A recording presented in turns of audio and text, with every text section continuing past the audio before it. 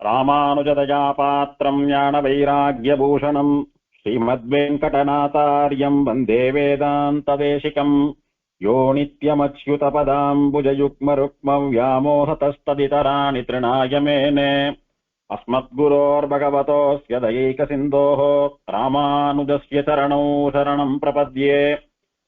தாளதாமரை தளமணி வயல் திருமோகூர் நாளும் மேவி நன்கமர்ந்து நின்று அசுரரைத் தகர்க்கும் தோளும் நான்குடை சுரிகுழல் கமலக்கண் கனிவாய் காளமேகத்தையன்றி மற்றொன்றிலம் கதியே. 108 திவ்யதேச வைபவங்கள்ல பாண்டி நாட்டு திருப்பதிகளில் ஒன்றான திருமோகூர்னு சொல்லக்கூடியதான மோகன கஷேத்திரத்தினுடைய சுவாமி நம்மாழ்வாரின் திருவாய்மொழி அனுபவத்தை அனுபவித்துக் கொண்டு வருகிறோம். 8 பாசுரங்கள் பார்த்தோம். தொடர்ந்து 9வது பாசுரத்தினுடையதான அனுபவம். மணித்தடத்தடி மலர்கண்கள் பவளச் செவ்வாய் அணிக்கொள் நாள் தடந்தோள் தெய்வம் அசுரரை என்றும் துணிக்கும் வல்லரட்டன் உரை பொழில் திருமோகூர் நனித்து நம்முடை நல்லரண் நாம் அடைந்தனமே. போன பாசுரத்துல நமக்கெல்லாம் நல்ல பாதுகாப்பு ரக்ஷை திருமோகூர் திவ்யதேசம்தான். திருமோகூர் ஆப்தன் அவனுடைய திருவடிகள் தான் நமக்கு தஞ்சம் அப்படின்னு காட்டி கொடுத்தார். சுவாமி எங்களுக்கெல்லாம் திருமோகூர் தான் பாதுகாப்பு அரண் அப்படின்னு காட்டி கொடுத்தீங்களே, முதல்ல நீங்க திருமோகூருக்கு போனீங்களா?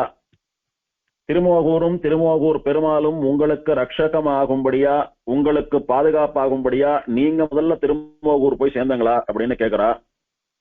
அதுக்கு ஆழ்வார் பதில் சொல்றார், திருமோகூர் நனித்து நம்முடைய நல்லரண் நாம் அடைந்தனமே. உங்களுக்கு மட்டுமல்ல, சொல்ற எனக்கும் தான் திருமோகூர் ரட்சகம், எனக்கும் தான் திருமோகூர் பாதுகாப்பு, நல் அரண் நல்ல பாதுகாப்பு. இந்த மாதிரியான ஒரு ரட்சை வேறெங்கும் கிடைக்காது.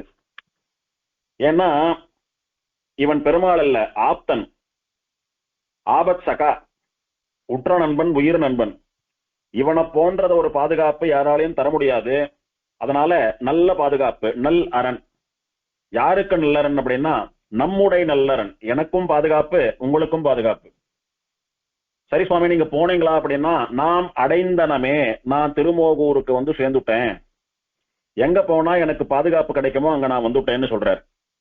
அதுவும் எப்படி வந்தேராம், நனித்து அப்படின்றார். நனித்துன்னா என்ன அர்த்தம்னா ரொம்ப சீக்கிரமா எவ்வளவு வேகமா முடியுமோ அவ்வளவு வேகமா வந்துட்டார் ஆழ்வார், வெரசா வந்துட்டார். எப்படி சுவாமி அத்தனை வேகமா போனீர் அப்படின்னா, ரொம்ப பக்கத்திலேயே இருக்கு திருமோகூர், எனக்கு மிக அருகிலேயே இருக்கிறது. நனித்து அப்படின்னா ரொம்பவும் அருகிலே இருக்கக்கூடியதுன்னு அர்த்தம். திருமோகூர் ரொம்ப பக்கத்துல இருக்கிறதுனால ரொம்ப சீக்கிரம் வந்துட்டேன் அப்படின்னு ஆழ்வார் சொல்றார். ரொம்ப பக்கத்துல இருக்கிறதுன்னா என்ன அர்த்தம்? 2 விதமான அர்த்தம். ஒன்னும் நாம திருமோகூர் போறதை விட ஆழ்வார் திருநகரிலேருந்து ஆழ்வார் திருமோகூர் போறது சுலபம். ஆழ்வார் திருநகரிலேருந்து திருமோகூர் கிட்டக்க ஒண்ணு. 2வது, என்னுடைய மனசெல்லாம் திருமோகூர்லயே சுத்தின்னு இருந்தது. என்னைக்கு திருப்புலி ஆழ்வார் அடியிலே திருமோகூர் காளமேக பெருமாள் வந்து தன்னுடையதான சேவையை, தன்னுடைய ஸ்தல புராணத்தை, அங்கே நடந்த மோகனாவதாரத்தை, திருப்பார்கடல் நாதன் திருக்கோலத்தை, அங்க இருக்கிற புஷ்கரணி ஏரி, இது எல்லாத்தையும் எனக்கு காட்டி கொடுத்தானோ, நான் இருக்கிற இந்த திருப்புலி ஆழ்வார் அடியில எப்படி எனக்கு எல்லாம் தெரிஞ்சதோ அதையெல்லாம் பார்த்து நான் ரசித்த போதே என்னுடைய மனசு என்னண்ட இல்ல, திருமோகூருக்கு போயிடுத்து. மனசு போன உடனே என்னுடைய ஆத்மாவும் அப்படியே பின்தொடர்ந்து திருமோகூருக்கு போயிடுத்தோ. வெறும சரீரம் மட்டும்தான் திருப்புலி ஆழ்வார் அடியில இருக்கு. சுவாமி நம்மாழ்வாரும் அவருடைய மனசும் திருமோகூர்ல இருக்கா. ஆழ்வார் அப்படி தாள தாமரை தடாகத்தை அனுபவிச்சுருக்கார், அந்த ஊருடைய இயற்கை காட்சி அனுபவிச்சுருக்கார், திருப்பார்கடல் தீர்த்தத்தை அனுபவிக்கிறார், காளமேக பெருமாள் அனுபவிக்கிறார், திருப்பார்கடல் நாதன் அனுபவிக்கிறார், மோகனவள்ளி தாயார் அனுபவிச்சுருக்கார். இப்படியே திருமோகூர்லயே ஒரு அம்சத்தையும் ஆழ்வார் உருகி உருகி அனுபவிக்கிறபடினாலே அவர் ரொம்ப சிரமப்பட்டு தேடி நடந்து போக வேண்டிய அவசியம் எல்லாம் இல்லை. திருமோகூர்லயே வேற எங்கேயோ இருக்கார், பெருமாள் சன்னதியில பெருமாள் திருவடிவாரத்துல நின்று போனா போரும். அதனால நனித்து ரொம்ப அருகே இருக்கக்கூடியதான திருமோகூர். நான் இப்பதான் தீர்த்தமாடலான்னு ஏரிக்கு வந்தேன், உடனே போய் பெருமாளை சேவிக்க போறேன். நான் இப்போதான் புஷ்கரணியில் அனுஷ்டானம் பண்ணிட்டு இருக்கேன், இதோ உடனே போய் பெருமாளை சேவிக்க போறேன்னு சொல்றது போல நனித்து நாம் அடைந்தனம், ரொம்ப சீக்கிரம் நான் வந்து சேர்ந்துட்டேன் அப்படின்னு சொன்னார். சொல்றச்சே அந்த திருமோகூருக்கு சில பெருமைகளையும் அந்த திருமோகூர்ல இருக்கக்கூடிய பெருமாளுடைய விசேஷங்களையும் இந்த பாசுரத்தில் அனுபவிக்கிறார் ஆழ்வார். சொன்னது என்னமோ, எனக்கு நல்ல பாதுகாப்பா இருக்கக்கூடிய திருமோகூருக்கு நான் ரொம்ப சீக்கிரம் வந்து சேர்ந்துட்டேன் அப்படின்றதுதான் விஷயம். இங்கே திருமோகூரையும் திருமோகூர் ஆப்தனையும் ஸ்தோத்திரம் பண்றார். மணித்தடத்தடி மலர்கண்கள் பவலச் செவ்வாய் அணிக்கொள் நாள் தடந்தோல் தெய்வம் அசுரரை என்றும் துணிக்கும் வல்லரட்டன். இதுவரைக்கும் பெருமாளுடையதான விசேஷனம், இதுவரைக்கும் பெருமாள் ஆழ்வார் ஸ்தோத்திரம் பண்ணக்கூடியதான வரிகள், பெருமாளுடைய பிரபாவத்தை, பெருமாளுடைய அழகை, பெருமாளுடைய திருமேனியை வர்ணிக்கிறார் ஆழ்வார். வல்லரட்டன் அது வரைக்கும். திருமோகூருடைய பெருமையை வல்லரட்டன் உரை பொழில் திருமோகூர், இப்பேற்பட்ட பெருமைகளை உடைய காலமேக பெருமாள் வசிக்கிறதான நித்தியவாசம் பண்ணுகிறதான அழகிய சோலைகளை உடைய திருமோகூர் அப்படின்னு திவ்ய தேசத்தையும் வர்ணிக்கிறார் ஆழ்வார். அப்பேற்பட்ட எம்பெருமான் உரையக்கூடிய இப்பேற்பட்டதான திருமோகூரை நான் ரொம்ப சீக்கிரம் வந்து சேர்ந்துட்டேன், அதுவே எனக்கு நல்ல பாதுகாப்புன்னு சொல்றார். பெருமாளை என்ன வர்ணிக்கிறார்? மணித்தடத்தடி. முதல்ல பெருமாளுடையதான திருவடிகளை வர்ணிக்கிறார் ஆழ்வார். நம்முடைய சம்பிரதாயத்திலே பாதாதி கேசாந்தமா பெருமாளை சேவிக்கணும், திருவடியிலிருந்து தொடங்கி திருமுடி வரைக்கும் பெருமாளை சேவிக்கணும்னு சொல்றோம். மற்றவாளாட்டமா எடுத்த உடனே பெருமாள் முகத்தை பார்த்துட்டு அப்படியே கீழே இறங்குற வழக்கம் நமக்கு இல்லை. நாம் சரணாகதி பண்ணும்படியா நிற்கக்கூடிய பெருமாளுடைய திருவடிகளை பிடிச்சுட்டுதான் மேலே ஏறணும். அப்படி ஒரு குழந்தை தன்னால எழுந்துக்க முடியல, நடக்க முடியல, ஓட முடியல, இப்பதான் அப்படி தத்தி தத்தி தவழ்ந்து எத்தையோ புடிச்சுண்டு எழுந்து நிக்கணும்னு முயற்சி பண்றது. ஒரு தாயார் வந்து அந்த குழந்தைக்கு முன்னால நிக்கிறா, தாயார் நிக்கிறத பார்த்துட்டு அவளாட்டமா நிக்கணும், அவன் மேல சாஞ்சிக்கணும், அவளை சேர்த்து கட்டிக்கணும்னு குழந்தைக்கு ஆசை. சரி, குழந்தை அதுவா முயற்சி பண்ணி நடக்கட்டும்னு தாயார் பார்த்துட்டு பேசாம நிக்கிறா. இந்த குழந்தை என்ன பண்றது? அப்படி தத்தி தத்தி தவழ்ந்து போய் அந்த தாயாருடைய திருவடியை அவ காலை பிடிச்சுட்டு அவ முட்டியை பிடிச்சுட்டு அப்படியே அவளை சேர்த்து கட்டிக்கிறதுக்கு முயற்சி பண்றது பாருங்க.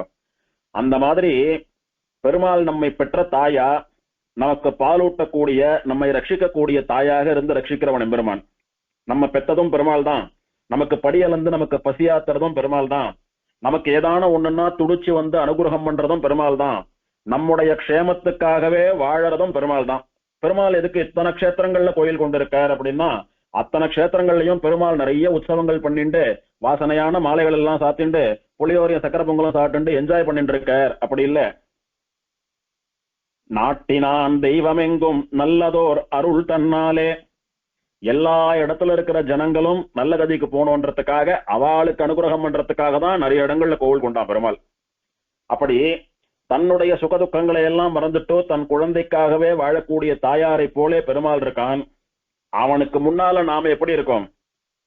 நம்மளையும் நமக்கு ரட்சிக்கிறதுக்கு தெம்பில்ல, நாம பசியாடுறதுக்கும் நமக்கு வக்கில்ல, அந்த எம்பெருமானுக்கு ஏதாவது பண்றதுக்கும் நமக்கு ஒன்னும் சக்தி இல்லை. ஏன்னா நாம பண்ணி பெருமாளுக்கு ஒன்னும் ஆக போறது இல்ல. நாமளோ வந்து தவழக்கூடியதான குழந்தையினுடைய ஸ்திதியில இருந்துட்டு இருக்கோம், அத்தனை அசக்தால இருந்துட்டு இருக்கோம். ஞானம் கிடையாது, சக்தி கிடையாது, ஒன்னும் பண்ண முடியாது, பண்ண தெரியாது. அப்படியே மந்தகதியா குழந்தைய போல இருந்துட்டு இருக்கோம். அப்படியே அந்த தாயாராட்டமா நிக்கிற பெருமாளுடைய திருவடிகளை கொஞ்சமா அந்த தாயாருடைய முகத்தை குழந்தை சிரிக்கும் பாருங்க. அப்படியே தவழ்ந்து போறது, அம்மா காலை பிடிச்சிக்கிறது, அம்மா புடவை அப்படியே சேர்த்து கட்டிக்கிறது, அதுக்கு பெரிய சாதனை பண்ண மாதிரி அத்தனை ஒரு சந்தோஷம், முகத்துல ஒரு பூரிப்பு. அப்படியே சிரிச்சுட்டே அந்த பல்லையெல்லாம் காட்டிட்டு அம்மாவை பார்த்து அப்படியே பிரகாசமா பாக்குறது. நான் உன்னை சேர்த்து கட்டிட்டோம் பாத்தியா, எழுந்து நின்றுட்டோம் பாத்தியான்னு சொல்ற மாதிரி அர்த்தம் அந்த பார்வைக்கு. அப்படியா இந்த ஜீவாத்மாவானது மோட்சம் போகணும்னு நினைக்கக்கூடிய இந்த ஜீவன் எம்பெருமானுடையதான திருவடி தாமரைகளை சேர்த்து கட்டிண்டு எழுந்து நிக்கிறதுக்கு முயற்சி பண்றது. அந்த முயற்சியை சாக்காக கொண்டு பெருமாள் இவனை வைகுண்டத்துக்கு கரையேற்றி வைக்கிறான். பெருமாளை பத்தி ஆழ்வார் சொல்றச்ச அகலில் அகலும் அணுகில் அணுகும் அப்படின்னு சாதிப்பார். பெருமாளை விட்டு நாம விலகி போகணும்னு நினைச்சா நம்மளை விட்டு பெருமாள் இன்னும் விலகி போயிடுவான். பெருமாளை நாம நெருங்கணும்னு ஒரு அடி எடுத்து வச்சா நம்மளை நோக்கி பெருமாள் 10 அடி வருவான்.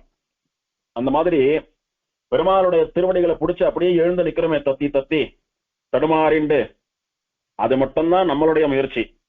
இந்த மட்டும் இந்த குழந்தை நான் தான் தாயார்னு அடையாளம் கண்டுண்டு என்னை வந்து திருவடியை பிடிச்சுட்டு நிக்கிறதேன்னு சொல்லி அப்படியே பெருமாள் நம்மளை தூக்கி வைகுண்டத்துல வைக்கக்கூடியதான விஷயம்தான் மோட்சம்னு சொல்லக்கூடிய உத்தமமான அனுகிரகம். அதுக்காக ஒரு ஸ்ரீ வைஷ்ணவன், ஒரு சரணாகத்தன் மோட்சம் போனோம்னு நினைக்கக்கூடிய ஒரு முமுக்ஷு எம்பெருமானை திருவடிகள்ல இருந்து தான் ஆரம்பிக்கணும், சேவிக்கணும் அப்படின்னு சம்பிரதாயம். அந்த திருவடி எப்பேற்பட்ட திருவடின்னு முதல்ல அதை வர்ணிக்கிறார்.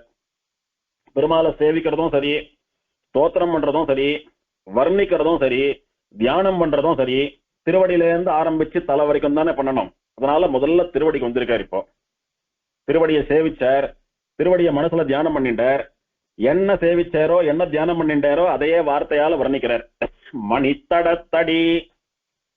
மணித்தடம் அப்படின்னா மரகத ரத்தனம் போலே இருக்கக்கூடிய அழகான தடாகம் புஷ்கரிணி.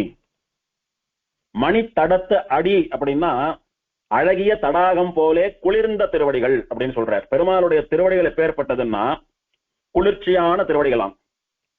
இந்த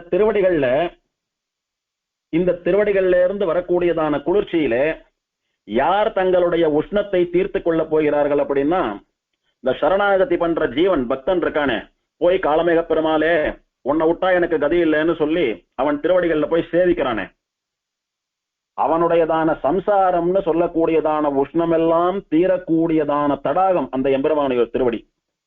பெருமாள் திருவடியை கை கூப்பி, பெருமாள் திருவடியை கண்ணால சேவித்து, காலமேக பெருமாளே உன் திருவடிகளே சரணம் அப்படின்னு நமகா அப்படின்னு சொல்லி அவன் பாசுரத்தை சொல்லி அந்த திருவடிகள்ல சேவிக்கிறச்ச, சரணாகத்தின்னு சொல்றச்ச, சரணம்னு சொல்றச்ச, இவனுடைய சம்சாரமாகிற உஷ்ணமெல்லாம் தீர்க்கக்கூடிய குளிர்ந்த தடாகமாக அந்த எம்பெருமானுடைய திருவடிகள் இருக்கின்றன அப்படின்னு ஆழ்வார் வர்ணிக்கிறார்.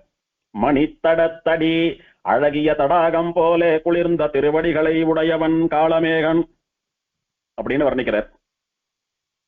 சரீரமெல்லாம் ஒருத்தனுக்கு ரொம்ப உஷ்ணமா இருக்கு, நல்ல குளிர்ச்சியான தடாகத்தை கண்டால் இறங்கி நன்னா அமிழ்ந்து தீர்த்தாமாடி ஒரு 1/4 மணி 1/2 மணி தொடர்ந்து தீர்த்தாமாடினான்னா அவன் சரீரத்துல இருக்கிற உஷ்ணம் அத்தனையும் அந்த ஜலத்தோட போயிடுறது பாருங்க. அதோடவா அதுக்கு அடுத்தது அந்த தடாகத்துல இருக்கக்கூடியதான குளிர்ச்சி எல்லாம் இவன் உடம்புக்கு வந்துடுறது. இவன் உடம்பு சீதமான உடம்பா நன்னா சுகமா ஆயிடுறது. இப்போ அதோடு கூட ஒரு உற்சாகம், ஒரு புத்துணர்ச்சி, ஒரு சந்தோஷம், ஒரு ஆனந்தம் வருது அவனுக்கு.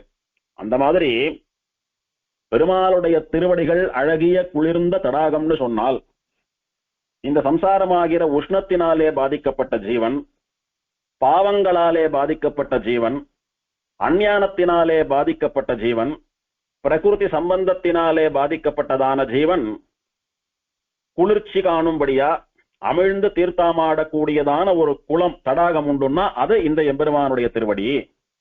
அப்படி அந்த திருவடியிலே ஆழ்ந்து அமிழ்ந்து தீர்த்தாமாடி குளிர்ச்சி பெற வேணும் அப்படின்னு சாதிக்கிறார். நான் பண்ணிவிட்டேன், என்னாட்டமா நீங்களும் பண்ணுங்கோ. இதுக்கு முன்னாடி எல்லாம் என்ன சொல்லிட்டு வந்தார்? திருமோகூருக்கு வாங்கோன்னார், திருமோகூர் கோயில பிரதட்சிணம் பண்ணுங்கன்னு சொன்னார், அங்க இருக்கிற தீர்த்தங்கள்ல தீர்த்தாமாடுங்கன்னு சொன்னார், பெருமாளுடைய திருவடிகளை ஸ்தோத்திரம் பண்ணுங்கன்னு சொன்னார், பெருமாளை சரணாகதி பண்ணுங்கன்னு சொன்னார். இப்ப என்ன சொல்றார்? பெருமாளுடைய திருவடிகள் ஆகிற தடாகத்திலே அமிழ்ந்து தீர்த்தாமாடி உங்களுடைய உஷ்ணத்தை போக்கிக் கொள்ளுங்கள், சம்சாரம் இல்லாது போயிடும்னு சொல்றார். மணித்தடத்தடி அழகிய தடாகம் போலே குளிர்ந்த திருவடிகள். அடுத்தது மலர்கண்கள். அழகிய தாமரை பூக்களை போன்ற கண்களை உடையவன் பெருமாள். இப்பவும் காலமேக பெருமாளுடையதான போட்டோவையோ பெருமாளை நேரையோ சேவிச்சோமானா ஆச்சரியமா பெருமாள் கண்மலர் எல்லாம் சாத்தின்ட்டு சாட்சாத்தா நேர பார்த்து நம்மளை கட்டாட்சிக்கிறது போல அத்தனை அழகான கண்கள் பெருமாளுடையது. நிதர்சனமா பெருமாளை நேர சேவித்தது போல ஒரு அனுபூதி ஏற்படும். அப்பேற்பட்ட ஆச்சரியமான திருக்கண்கள் எப்படி இருக்குன்னா, செந்தாமரை பூவை போலே புண்டரீக மலரை போலே ஆச்சரியமாக இருக்கக்கூடிய திருக்கண்கள். இப்படி தாமரை மலர் போன்ற கண்களை உடையவனானபடியினாலே இவன் பரம்பொருள். பரம்பொருளாக இருக்கிறவனிடத்துலதான் திருவடியை பிடிச்சு சரணாகதி பண்ணணும் அப்படின்ற விஷயத்தை எல்லாம் ஆழ்வார் அங்கங்க அப்படியே நிரூபிச்சுட்டு வரார். மலர்கண்கள் அழகிய செந்தாமரை போன்ற திருக்கண்களை உடையவன், பவளச் செவ்வாய் பவழம் போலே சிவந்த உதடுகளை உடையவன். பெருமாளுடையதான உதடு அதர பல்லவம் சிவந்த கோவைப்பழம் போலே ஆச்சரியமான பவழப்பாறையை போல அத்தனை இனிப்பா அத்தனை தலதலன்னு அத்தனை செம்மையாக இருக்கிறதுன்னு சொல்றார். அதை சேவிக்கிறச்ச மனசுக்கு அப்படி ஒரு ஆனந்தம். இந்த திரு உதடுகள் தானே பத்ரிகாசிரமத்திலே நாம மோட்சம் போனோன்றதுக்காக திருமந்திரத்தை உபதேசித்தது. இந்த திருப்பவளம் தானே ஸ்ரீவைகுண்டத்திலே பிராட்டிக்கு துவயமகா மந்திரத்தை உபதேசித்தது.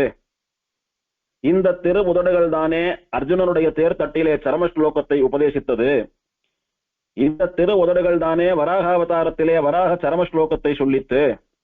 இந்த திரு உதடுகள் தானே நமக்காக கீதையை சொல்லித்து ராம சரம ஸ்லோகத்தை சொல்லித்துன்னு நாம நல்ல கதிக்கு போறதுக்காக எம்பெருமான் அந்த திருவாயை திறந்து என்னென்னவெல்லாம் உபதேசம் பண்ணி எத்தனை விதமான முயற்சிகளை பண்ணி நம்மளையெல்லாம் கரை சேர்க்கணும்னு பெருமாள் துடிக்கிறானோ அந்த உணர்ச்சியை சொல்லக்கூடியதா துடிக்கிறதா அந்த உதடுகள்.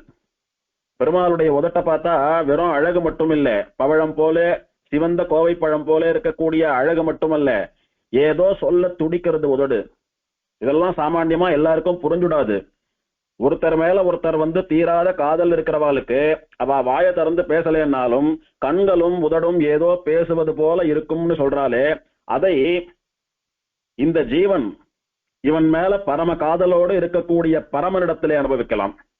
அந்த எம்பெருமானுடைய திரு உதடு ஏதோ சொல்ல வருதான். என்ன சொல்ல வர்றதுன்னா, நீ பெருமாள் அடையறதுக்கு எத்தனை வேகமா இருக்கையோ இல்லையோ தெரியல, ஆனா இன்னைக்கு நீ சரணாகதி பண்ண மாட்டையா, உன்னை அழிச்சுட்டு போக மாட்டோமான்னு சொல்லி உனக்காக பெருமாள் அத்தனை துடிக்கிறான், அத்தனை காத்துட்டு இருக்கான்ற விஷயத்தை, அந்த ரகசியத்தை கோல் சொல்வது போல துடிக்கான் பெருமாளுடைய உதடு. நம்மாழ்வார போன்ற காதலோடைய கூட காலமேக பெருமாளுடையதான உதடு சேவித்தா உனக்காக தான் பெருமாள் காத்துட்டு இருக்கார், மனசார சரணாகத்தின்னு ஒண்ணு பண்ண மாட்டியா அப்படின்னு சொல்றது போல நம்மளை பார்த்து கெஞ்சறது போல இருக்கான் பெருமாளுடையதான திரு உதடுகள். பவள செவ்வாய் பவளம் போன்றே சிவந்த உதடுகளை உடையவனாய் அணிகொள் நாள் தடம் தோள் தெய்வம், அழகிய 4 திருத்தோள்களை உடைய தெய்வம் இது. இது ஸ்ரீராமாவதாரம் பண்ணி பல ராட்சசர்களை தன்னுடைய தோல் வலிமையினாலே சம்ஹாரம் பண்ணித்து பாவம் பண்ணின ராட்சசர்கள் எல்லாம் கழுத்திலே பெரிய பாறாங்கல்லை கட்டி கொண்டு இந்த தடாகத்திலே மூழ்கி தற்கொலை பண்ணி கொண்டார்களே, அப்பேற்பட்ட ஸ்ரீராமன் சொல்லக்கூடிய நடமாடும் தெய்வம், தயரதன் பெற்ற மரதக மணித்தடமான தெய்வம் இப்போது திருமோகூரிலே காலமேகன் என்கிற திருநாமத்திலே நின்று கொண்டிருக்கிறது. அது எப்பேற்பட்ட தெய்வம் தெரியுமோ? அணிகொள் நாள் தடம் தோல் தெய்வம். அணிகொள் ரொம்பவும் அழகாக இருக்கக்கூடிய இந்த தோலை பார்த்தாலானா தோல் அழகையே பார்த்துட்டு இருக்கா, கண்ணு வேற இடத்துக்கு போக மாட்டேன்றது. தாள் கண்டார் தாளே கண்டார், தடப்பெரும் தோல் கண்டார் தோளே கண்டார். பெருமாளுடைய தோல் அழகை ரசிக்க ஆரம்பித்தா மனசு வேற எங்கேயும் நகரல.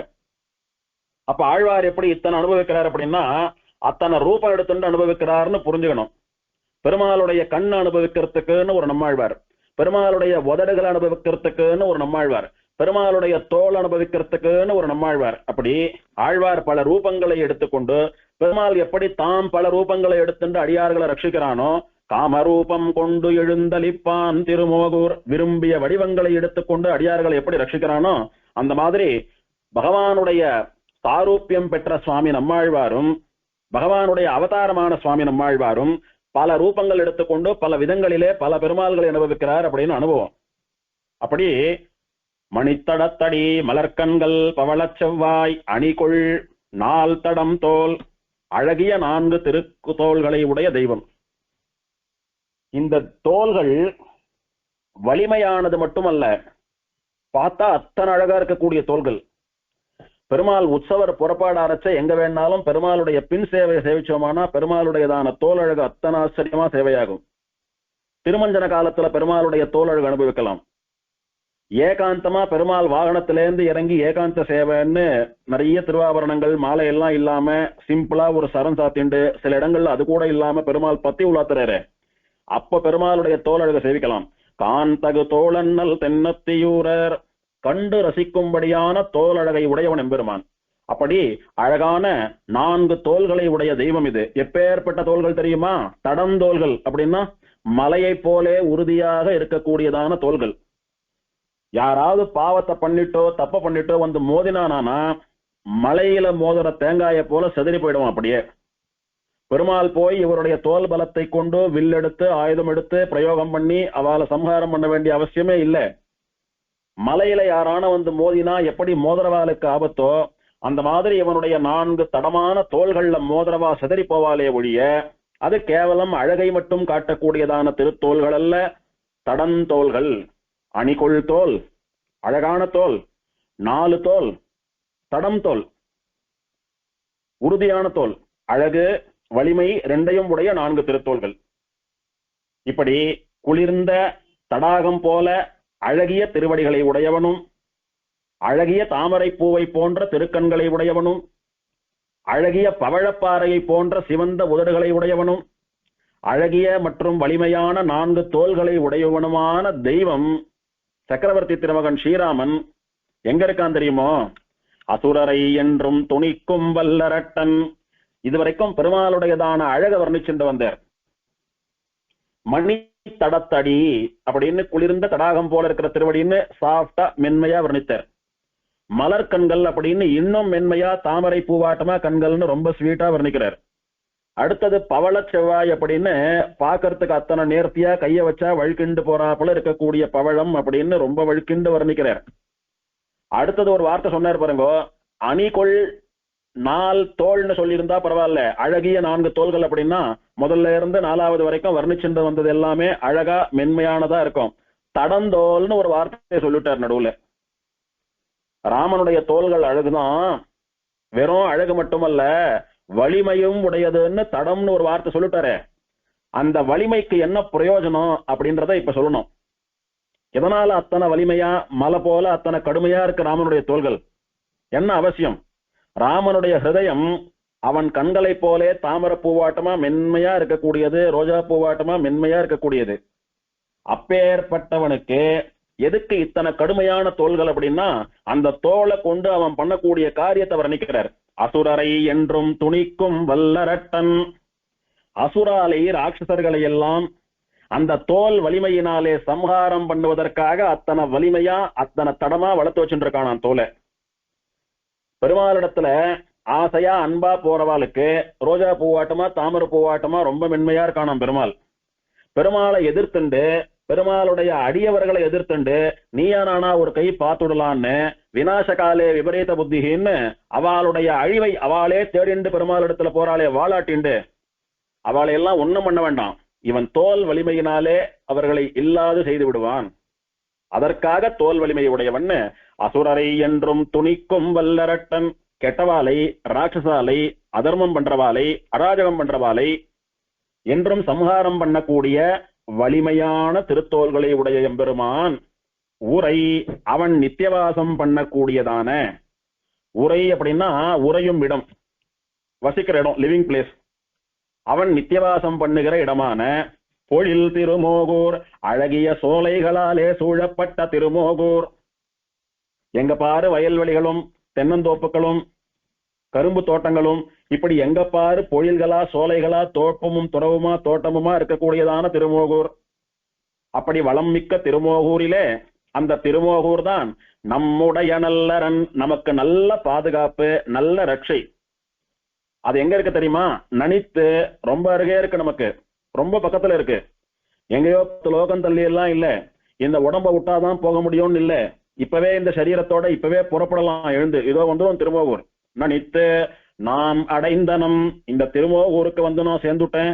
என்னுடைய வாயாலே திருமோகூர் அப்படின்னு அந்த திவ்ய தேசத்தினுடைய பெயரை ஸ்தோத்திரம் பண்ணிவிட்டேன். நான் இறங்கி அந்த தடாகத்துல தீர்த்தாமாடி விட்டேன், அந்த கோயிலை பிரதட்சணம் பண்ணிவிட்டேன், அந்த எம்பெருமான சேவிச்சுட்டேன். அவனுடைய திருவடி, அவனுடைய உதடு, அவனுடைய கண்கள், அவனுடைய தோள்களை எல்லாம் என்னுடைய மனசார கண்களார ஆசத்தீர அனுபவிச்சுட்டேன். இனி அந்த எம்பெருமான் அவனுடைய திவ்யதேசமான திருமோகூரே எனக்கு நல்ல பாதுகாப்புன்னு சொல்லி இங்கேயே தெரிஞ்சுட்டு இருக்க போறேன், அவன் தான் கதின்னு சொல்ற. நமக்கு நல்ல க்ஷேமமான பாதுகாப்பாக இருக்கக்கூடிய திருமோகூரை நான் ரொம்ப சீக்கிரம் வந்து சேர்ந்துட்டேன் அப்படின்னு ஆழ்வார் ஆச்சரியமா வர்ணிக்கிறார். இப்பேற்பட்ட திருமோகூர் எனக்கு மட்டுமல்ல நமக்குன்னு சொல்றார். அப்போ நான் மட்டுமல்ல, என்ன சேர்ந்தவாளா என் பேச்ச நம்பி பெருமாளிடத்துல சரணாகதி பண்ணிட்டு மோட்சத்துக்கு போகணும்னு காத்துன்னு இருக்கிற ஸ்ரீ வைஷ்ணவா இருக்கீங்களே பிரபன்ன ஜனங்கள், நம்ம எல்லாருக்கும் ரக்ஷ திருமோகூர் தான். என்னாட்டுமே நீங்களும் வாங்க போலாம், நம்ம எல்லாருமா சேர்ந்து திருமோகூர்ல போய் நிம்மதியா இருக்கலாம், பெருமாள் தான் நல்ல பாதுகாப்புன்னு சொல்றார். 10வது பாசுரத்துல நாம் அடைந்த நல்லரன் நமக்கென்று நல்லமரர் தீமை செய்யும் வல்லசுரரை அஞ்சி சென்றடைந்தால் காமரூபம் கொண்டு எழுந்தளிப்பான் திருமோகூர் நாமமே நவின்று என்னுமின் ஏத்துமின் நமர்கள். நமர்கள் அப்படின்னா நம்முடையவர்களே. நம்மாழ்வார் பேசுறார், நம்முடையவர்களே அப்படின்னா நம்மை சேர்ந்தவர்களே. நம்மளவாழ்லாம் கேட்டுக்கோங்க. நம்மளவாழ்னா யார் சுவாமி நம்மாழ்வாரை அடியொற்றி பரநியாசம் பண்ணிட்டு மோட்சம் போனோம்னு காத்துட்டு இருக்காளோ, யார் சரணாகதியை மோட்ச உபாயமா அனுஷ்டிக்கிறாளோ, பிரபன்னஜன சந்தான கூட்டஸ்தரான சுவாமி நம்மாழ்வாருடைய பரம்பரையிலே வந்த ஸ்ரீ வைஷ்ணவ ஆச்சாரிய பரம்பரையிலே யாரெல்லாம் சரணாகதி பண்ணி கொண்டிருக்கிறார்களோ அல்லது யார் பண்ணணும்னு நினைக்கிறாளோ அவள்லாம் நம்மாழ்வாரை சேர்ந்தவர்கள். நமர்கள் நம்ம சேர்ந்தவாளே, நம்முடையவர்களே, நம்மளவாள்லாம் கேட்டுக்கோங்க அப்படின்னு ஆழ்வார் ஆரம்பிக்கிறார். நமர்கள் திருமோகூர் நாமமே நவின்று என்னுமின் ஏத்துமின். சுவாமி, நீங்க ரொம்ப சின்ன வயசு, ரொம்ப இளமையா இருக்கீர். வாழ்க்கையில கஷ்ட நஷ்டம்னா என்னன்னு தெரியாது உமக்கு. பெருமாளாட்டமா முழுக்க முழுக்குன்னு ஆச்சரியமா திருப்புலி ஆழ்வார் அடியில உட்கார்ந்துட்டு இவர் நம்மாழ்வாரா இல்ல சாட்சாத் கண்ணனான்னு சொல்லும்படியா அத்தனை ஆச்சரியமா இருக்கீர். சுகுமாரமான திருமேனி, கஷ்டம்னா என்னன்னு தெரியாது. தேவல் சுலபமா போயிட்டீர் திருமோகூருக்கு. மயர் வர மதிலம் அருளி செய்யப்பட்டவர். தேவல் வைகுண்டத்துக்கே போயிட்டு வருவீர். திருமோகூர் பெரிய விஷயமா? நாங்கெல்லாம் எங்கன்னா போறது? இடத்தை விட்டு நகர முடியல, கை வரல, கால் வரல, உடம்பு ஒத்துக்க மாட்டேன்றது, வயசாயிடுத்து, சம்சாரம் படுத்துறது, நிறைய உத்தியோகம் காரியம், ஆத்த விட்டு போக முடியல, அலுவலாம் இருக்கு. நாங்க எப்படின்னா திருமோகூர் போறது? திருமோகூர் தான் நமக்கு நல்ல ரக்ஷன்னு சொல்லிட்டீர். சொன்னதுக்கு அப்புறம் எங்களால போகாம இருக்க முடியல. ஆனா அவசியம், ஏன்னா நம்மள ரட்சிச்சுக்கணுமே. அந்த மாதிரி போயானோ போக முடியல, என்ன பண்றதுன்னு சொல்றவாளுக்கு ஏதான ஒரு உபாயம் சொல்லக்கூடாதா, ஒரு வழி சொல்லக்கூடாதா அப்படின்னு கேட்டா அதுக்கு சொல்றார், திருமோகூர் நாமமே நவின்று எண்ணுமின் ஏத்துமின். திருமோகூருக்கு போலன்னாலும் பரவாயில்ல, திருமோகூர் அப்படின்ற பேரை மனசுல நினைச்சுக்கோங்க, வாயால சொல்லுங்க, அந்த பேரையே ஸ்தோத்திரம் பண்ணுங்க. காலமேக பெருமாள் எழுந்தருளி இருக்கக்கூடிய பெருமையுடைய திருமோகூர், பள்ளி கொண்ட பெருமாள் சயனி சென்றிருக்கிற பெருமையுடைய திருமோகூர், பெருமாள் மோகனாவதாரம் பண்ணி அமிர்தத்தை பங்கிட்டு கொடுத்த திருமோகூர், தாளதாமரை ஏறி இருக்கக்கூடிய திருமோகூர், சக்கரவர்த்தி திருமகன் காலமேக பெருமாளா நின்றுருக்கிற திருமோகூர்னு சொல்லி அந்த திருமோகூரையே ஸ்தோத்திரம் பண்ணுங்க. அது பண்ணினா கூட போறோம், திருமோகூருக்கு வரணும்னு கூட அவசியம் இல்லை. முடிஞ்சவா வாங்கோ, முடியாதவா இத்த பண்ணுங்க. திருமோகூர் நாமமே நவின்று சொல்லி எண்ணுமின் மனசுல நினைங்கோ, ஏத்துமின் ஸ்தோத்திரம் பண்ணுங்கோ, நமர்கள் நம்மளை சேர்ந்தவாலே அப்படின்ற விஷயத்த சொல்லிட்டார். இதுதான் இந்த பாசுரத்துல சொல்ல வரக்கூடியதான விஷயம். இப்போ அந்த திருமோகூருடையதான பெருமையை வர்ணிக்கிறார். அதே மாதிரி போன பாசுரத்தாட்டமா திருமோகூர்ல இருக்கிற காலமேக பெருமாளுடைய பெருமையை வர்ணிக்கிறார். என்ன சொல்றார்? நாம் அடைந்த நல்லரன் நமக்கென்று நல்லமரர். நல் அமரர், சாதுக்களா சாத்விகாலா இருக்கக்கூடிய தேவர்கள் எல்லாம் நாம் அடைந்த நல்லரன். இப்ப சுவாமி நம்மாழ்வார் எப்படி நமக்கெல்லாம் நல்ல பாதுகாப்பு திருமோகூர்னு சொன்னாரோ, அது நம்மாழ்வாருக்கு மட்டுமல்ல, நம்மாழ்வாரை சேர்ந்த சரணாகதா நமக்கு மட்டுமல்ல, ரிஷிகளுக்கும் தான், தேவர்களுக்கும் தான், பிரம்மா ருத்ரன் இந்திரன் முதலானவாளுக்கும் தான் திருமோகூர் நல்ல பாதுகாப்பு. சொல்ல போனா, சுவாமி திருமோகூர் நல்ல பாதுகாப்புன்னு சொல்றீங்களே, எப்படின்னு எங்களுக்கு புரியலன்னு நாம ஒரு கேள்வி கேட்கலாம் நம்மாழ்வார. ஆழ்வார் சொல்றார், அப்பா ஸ்தல புராணத்தை அத்தனை சொன்னோமே, பிரம்மாவுக்காக பெருமாள் ஒரு வேஷம் தாங்கி வந்தான், தேவர்களுக்கு அமிர்தம் கொடுக்கறதுக்காக மோகினியா வந்தான், புலஸ்தியர் கேட்டார் அப்படின்னு திருப்பார்கடல் நாதனா வந்தான், மோகினியினுடைய மாயத்தை ஜீர்ணித்துக் கொள்ள முடியவில்லை, அதனால சாதாரணமா பெருமாளா சேவை சாதிக்கணும்னு தேவதைகள் எல்லாம் பிரார்த்திச்சுட்ட போது சங்க சக்கர கதாதாரியா வந்து சேவை சாதித்தான். இப்படி எத்தனை பேருக்காக எத்தனை விதமா வந்து ரட்சிச்ச இடம் இது. அவள்லாம் வந்து இந்த இடத்துல தங்களுடைய எதிரிகள்லாம் இல்லாம போய் எத்தனை பாதுகாப்பா உணர்ந்தா. அதனாலதானே ஒருத்தன் விமானம் கட்டினான், ஒருத்தன் உற்சவம் பண்ணி வச்சான், பெருமாளுக்கு ஒருத்தன் குளம் வெட்டினான், ஒருத்தன் பெருமாளை ஸ்தோத்திரம் பண்ணினான். இத்தனை பார்த்தோம் ஸ்தல புராணத்துல. அவா பண்ணினது மாதிரி நாமளும் பண்ணுவோம், நானும் பண்றேன் நீங்களும் பண்ணுங்கன்னு சொல்லி நம்மாழ்வார் சொல்றார். எப்பேற்பட்ட திருமோகூரம், சாத்விகாலா நல்லவாளா இருக்கக்கூடிய தேவர்கள் எல்லாம் நம்மளை காப்பாத்திக்கணும்னா நாம திருமோகூருக்கு போயிட்டா போறோம். பெருமாள் ஏதாவது ஒரு ரூபம் கொண்டு வந்து நம்மளை ரட்சிச்சிடுவான், நம்மளை காப்பாத்திடுவான் அப்படின்னு மகா விசுவாசத்தோட கூட கேவலம் காரியம் ஆகணும்னு காலை பிடிக்கிற தேவர்கள்லாம் கூட போய் நின்றுட்டு இருக்காப்பா திருமோகூர்ல. அப்படி இருக்கிறச்ச பெருமாளை தவிர வேற எதையுமே கேட்காத நாமெல்லாம் எங்க போனோம்? திருமோகூருக்குத்தான் போனோம். காரியமானோன்னு வரவாலையே ரட்சிக்கிற பெருமாள் சரணாகதி பண்ணி அவனையே பலனா கேட்கிற நம்மள ரட்சிக்காம விட்டுடுவானா? அதனால நமக்கு நாம் அடைந்த நல்லரன் என்ற நல்லமரர், நமக்கு இந்த இடம் தான் நல்ல பாதுகாப்பான இடம் அப்படின்னு தேவர்கள்லாம் முடிவு பண்ணி போய் தஞ்சம் புகுந்தாலே அப்பேற்பட்டதான திருமோகூர். அந்த தேவர்கள்லாம் எதுக்கு திருமோகூருக்கு போனா? தீமை செய்யும் வல்லசுரரை அஞ்சி சென்று அடைந்தால், இந்த தேவர்களுக்கு கெட்டதையே பண்ணிண்டு அவளுக்கு தீமைய பண்ணிண்டு அவளை அழிக்கணும், அவளுடையதான ராஜ்யத்துல இருந்து அவளை கீழே தள்ளி அந்த இடத்துல இவ போய் உட்கார்ந்துண்டு ஆக்கிரமிச்சு ஆளணும், அவளுடைய செல்வங்கள் அவளுடையதான பெண்கள் இவற்றையெல்லாம் அபகரிக்கணும், தாங்கள் ஆளணும் அப்படின்னு வஞ்ச புத்தியினாலே அசுரர்கள், தேவர்கள் அல்லாதவர்கள், ராட்சசா கெட்ட புத்தியே உடையவர்கள், குதற்று வல்லசுரர், இவெல்லாம் தேவர்களுக்கு நிறைய ஹிம்சை பண்ணி கெட்டது பண்ணி உபதிரவம் பண்ணிட்டு இருந்தாலாம். அந்த அசுரர்களை எதிர்க்கக்கூடிய தைரியமும் பலமும் சாமர்த்தியம் நம்ம இடத்துல இல்லையே. மகா பலசாலிகளான்னா இருக்கா அசுராள்லாம், வரம் வேற வாங்கிட்டு இருக்கா, நாம ஒன்னும் பண்ண முடியல அவளை. இந்த அசுராளுக்கோ பிரம்மாவும் ருத்ரனும் போட்டி போட்டு வரத்தை கொடுத்துடுறா, இதுகளுக்கோ கொழுப்பேறி போறது, நம்மளை எல்லாம் உண்டு இல்லைன்னு பண்றது, படுத்துறது. நமக்கு யார் கதி?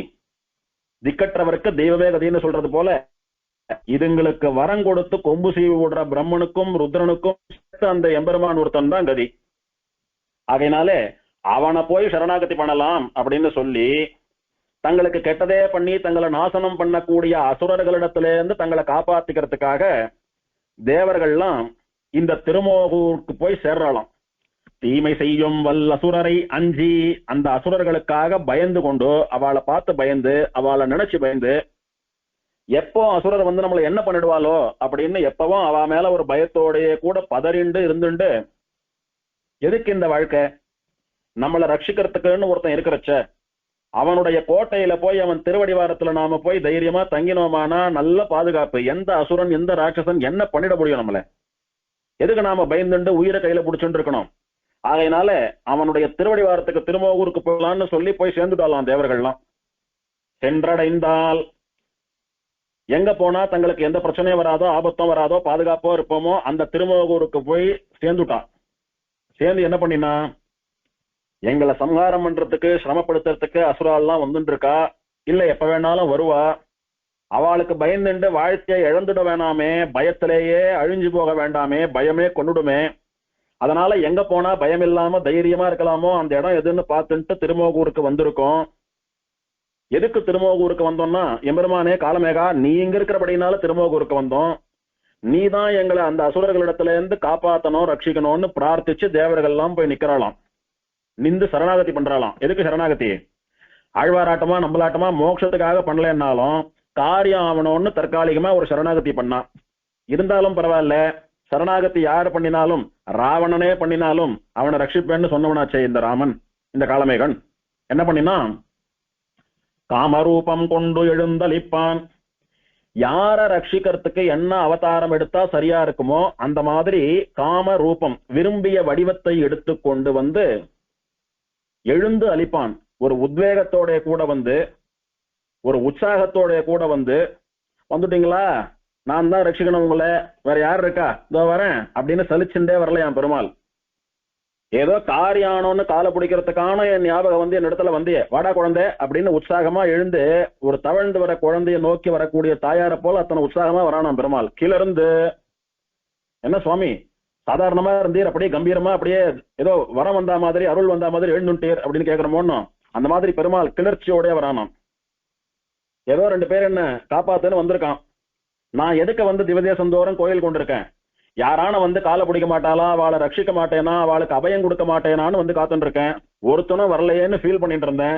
இதோ இவன் வந்து அசுரால்லாம் எங்களை வந்து ஹிம்சை பண்றா காப்பாத்துன்னு சொல்லி சரணாகதி பண்ணினா, இதோ வந்துட்டேன், எதுக்கு நான் காத்துட்டு இருக்கேன், உங்களுக்கு தான் காத்துட்டு இருக்கேன்னு சொல்றது போல கிளர்ந்து அத்தனை உத்வேகத்தோட உற்சாகத்தோட கூட பெருமாள் எழுந்து வந்து யாருக்கு எப்படி பிரார்த்தனையோ அந்த மாதிரியான விருப்பப்பட்ட வடிவத்தை எடுத்துக்கொண்டு, இங்க விருப்பப்பட்ட வடிவம்னா இவன் என்ன வடிவத்தை விரும்புகிறானோ அந்த வடிவத்தை எடுத்துக்கிறான் ஒண்ணும், அல்லது இவனுடைய பக்தா என்னை காப்பாத்து, எனக்கு இந்த ரூபத்துல தரிசனம் கொடு அப்படின்னு இவனுடைய அடியவர்கள் என்ன பிரார்த்திக்கிறாளோ அந்த விருப்ப ரூபம் ஒன்னும், இவன் விரும்பிய ரூபம் இவனுடைய காம ரூபம், அல்லது இவனுடைய அடியவர்கள் விரும்பிய ரூபம் அவளுடைய காம ரூபம்.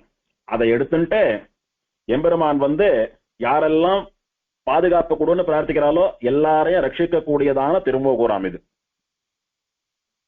ஸ்தலபுராணத்துல பார்த்தோம், காலமேகனா வந்தான், மோகினியா வந்தான், பார்க்கடல் நாதனா வந்தான், இன்னும் என்னென்னவெல்லாம் வந்தான். அந்த மாதிரி பக்தாளுக்காக விருப்பப்பட்ட ரூபத்தை எடுத்துக்கொண்டு வந்து உற்சாகத்தோட ரட்சிக்க கூடியவனுடையதான ஊர் திருமோகூர். அந்த திருமோகூர் நாமமே, அந்த திருமோகூர் திவ்யதேசத்தினுடைய பெயரையே நமர்கள் நம்மளை சேர்ந்தவாலே நவின்று சொல்லி எண்ணுமின் நினைங்கோ ஏத்துமின் ஸ்தோத்திரம் பண்ணுங்கோ, வேற ஒண்ணும் பண்ண வேண்டாம், வேற ஒண்ணுமே பண்ண வேண்டாம்.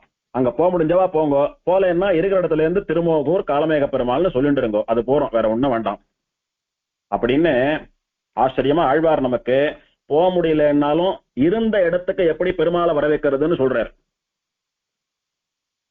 அவன் தூரஸ்தனானாலும் இது கிட்டி நின்று உதவும் அப்படின்னு பகவன் நாமாவை சொல்றார். பெருமாள் எங்கேயோ இருக்கான், வைகுண்டத்துல இருக்கான், திருப்பார்கடல்ல இருக்கான், துவாரகையில இருக்கான், அயோத்தியால இருக்கான், மலை மேல இருக்கான், எங்கேயோ இருக்கான் பெருமாள், இருக்கட்டும். நாம எங்கேயோ இருக்கோம், பரவாயில்ல. நம்ம இடத்துக்கு பெருமாள் வரணும் அல்லது நாம சொல்றது பெருமாள் காதுல கேட்கணும்னா என்ன பண்றோம்? ஸ்ரீனிவாசா, ரங்கநாதா, கண்ணா, நிருசிம்மா அப்படின்னு பேரை தானே சொல்றோம். இந்த பேர் என்ன பண்ணுமா, பெருமாள் எத்தனை லோகங்கள் தாண்டி எத்தனை ஆயிரம் மைல்கள் கடந்து எங்க இருந்தாலும் சரி, இந்த பேரை ஒரு முறை சொன்னா அது நம்மளையும் பெருமாளையும் அப்படியே பக்கத்துல பக்கத்துல நகமும் சதையும் போல சேர்த்து வச்சிருமா. கண்ணா அப்படின்னு சொல்லி பேச ஆரம்பித்தா, பிரார்த்திக்க ஆரம்பித்தா, கண்ணன் பக்கத்துல இருந்து அவன் காதுல விழும்படியா நாம பேசுறதா அவன் காதுல கேட்டு உடனே அனுகிரகம் பண்ணுவான். ஸ்ரீனிவாசான்னு ஒருத்தன் சொல்றான், எங்கேயோ அமெரிக்காவில் இருக்கான், பரவாயில்ல. மலை மேல இருக்கிற திருவேங்கடமுடியானுக்கு கேட்கும், ஏன்னா அவன் பேரை சொல்லிட்டு பேசுறான் ஒன்னும். அதனாலே அவன் தூரஸ்தனானாலும் பெருமாள் எவ்வளவு தூரத்துல வேணாலும் இருக்கட்டும், இது பகவானுடைய திருநாமம், அவனுடைய பேரு கிட்டி நின்று உதவும், பக்கத்திலே இருந்து ஹெல்ப் பண்ணுவான் நமக்கு. அந்த மாதிரி சுவாமி திருமோகூர் எங்கேயோ இருக்கு, எனக்கு சக்தி இல்லை போலன்னாலும் பரவாயில்ல, திருமோகூர்னு சொல்லுங்கோ, காலமேகன்னு சொல்லுங்கோ, ஆப்தன்னு சொல்லுங்கோ, இதெல்லாம் நடக்கும்னு சொல்லி உத்தமமான உபதேசம், முக்கியமா வயசானவாளுக்கான உபதேசம் இது. 11வது பாசுரம், கடைசி பாசுரம், பலஸ்ருதி.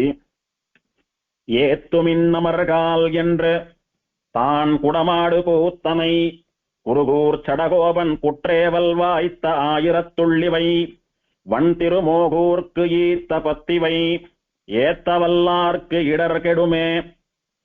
இந்த 10 பாசுரங்களை சொல்றவாளுக்கு என்ன பலன் அப்படின்னா, இந்த 10 பாசுரங்களை ஏத்த வல்லார்க்கு, இந்த 10 பாசுரங்களை கொண்டு திருமோகூர் திவ்யதேசத்தை காலமேக பெருமாளை ஸ்தோத்திரம் பண்றவாளுக்கு, இந்த 10 பாசுரத்தை அனுசந்தானம் பண்றவாளுக்கு இடர் கெடுமே, அவளுடையதான துன்பம் துக்கம் இல்லாத போகும். அவளுக்கு உடல் உபாதைகள்னு சொல்லக்கூடிய துன்பமோ, மனசுல இருக்கக்கூடிய கஷ்டங்களோ, நிறைவேறாத ஆசைகளோ, அல்லது பாவங்களோ, அல்லது சம்சாரமோ, இல்ல இந்த உடம்பே கஷ்டம், இந்த உடம்பு என்ன உடணும்னு ஆழ்வார் கேட்டாரு, அந்த மாதிரி மகாஜானிகளா உடம்ப உடணும்னு நினைக்கிறாளோ, யாருக்கு என்ன கஷ்டமோ துன்பமோ அது தொலைந்து போகும். கஷ்ட நிவாரணம் இந்த பதிகத்துக்கு பலன். இந்த பதிகத்தை சொல்லி யாருக்கு என்ன கஷ்டமோ அந்த கஷ்டத்தை நிவர்த்தி ஆனோன்னு பிரார்த்திச்சுட்டா அவளுக்கு அந்த கஷ்டம் போகும்னு சொல்லி ஆழ்வார் இங்கே தெரிவிக்கிறார்.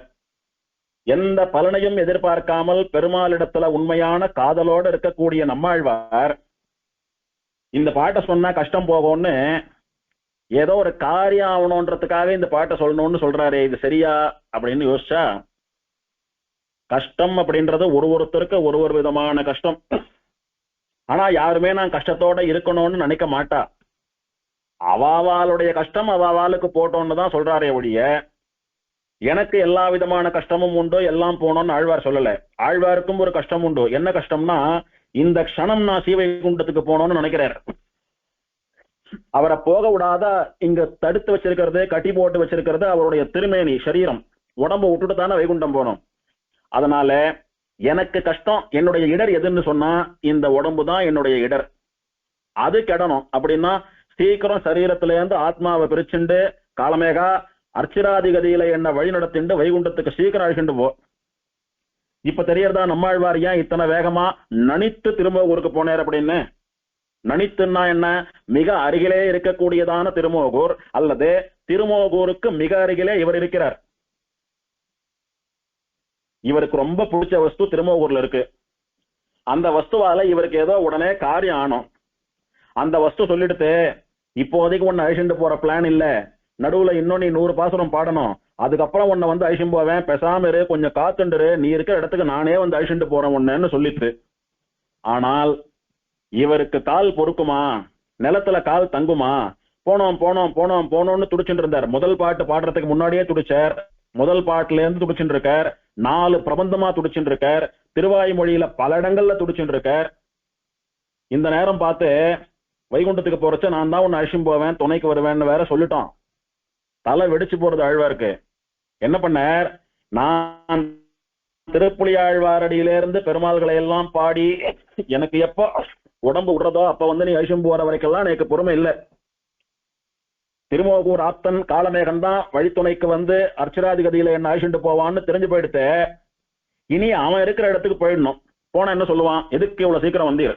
இன்னும் 100 பாசுரம் பாடணும், இன்னும் 4 பெருமாளை பாடணும், ஜனங்களுக்கு உபதேசம் எல்லாம் பண்ணும், நான் வரேன், நாழி இருக்கு, கொஞ்சம் போறோம், ஏன் இத்தனை அவசரம்னு கேட்பான்.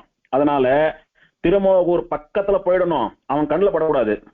ஊரெல்லாம் சுத்தின்னு இருக்கணும், கோயில பிரதட்சணம் பண்ணிட்டு இருக்கணும், தோன்றப்பெல்லாம் அவனை போய் சேவிக்கணும். திடீர்னு பெருமாள் வந்து நம்மளை நோக்கி வரச்ச, உனக்கு அத்தனை சிரமம் வேண்டாம், உன்னை தேடி நானே வந்துட்டேன், என்ன வேணும் உனக்கு? இப்போ 10 பாசுரம் சொல்றேன், என்னுடைய இடர் கடணும், என்னுடைய துன்பம் போனோம். நம்மாழ்வாருக்கு கூட துன்பமா? அப்பா உனக்கு என்ன துன்பம்?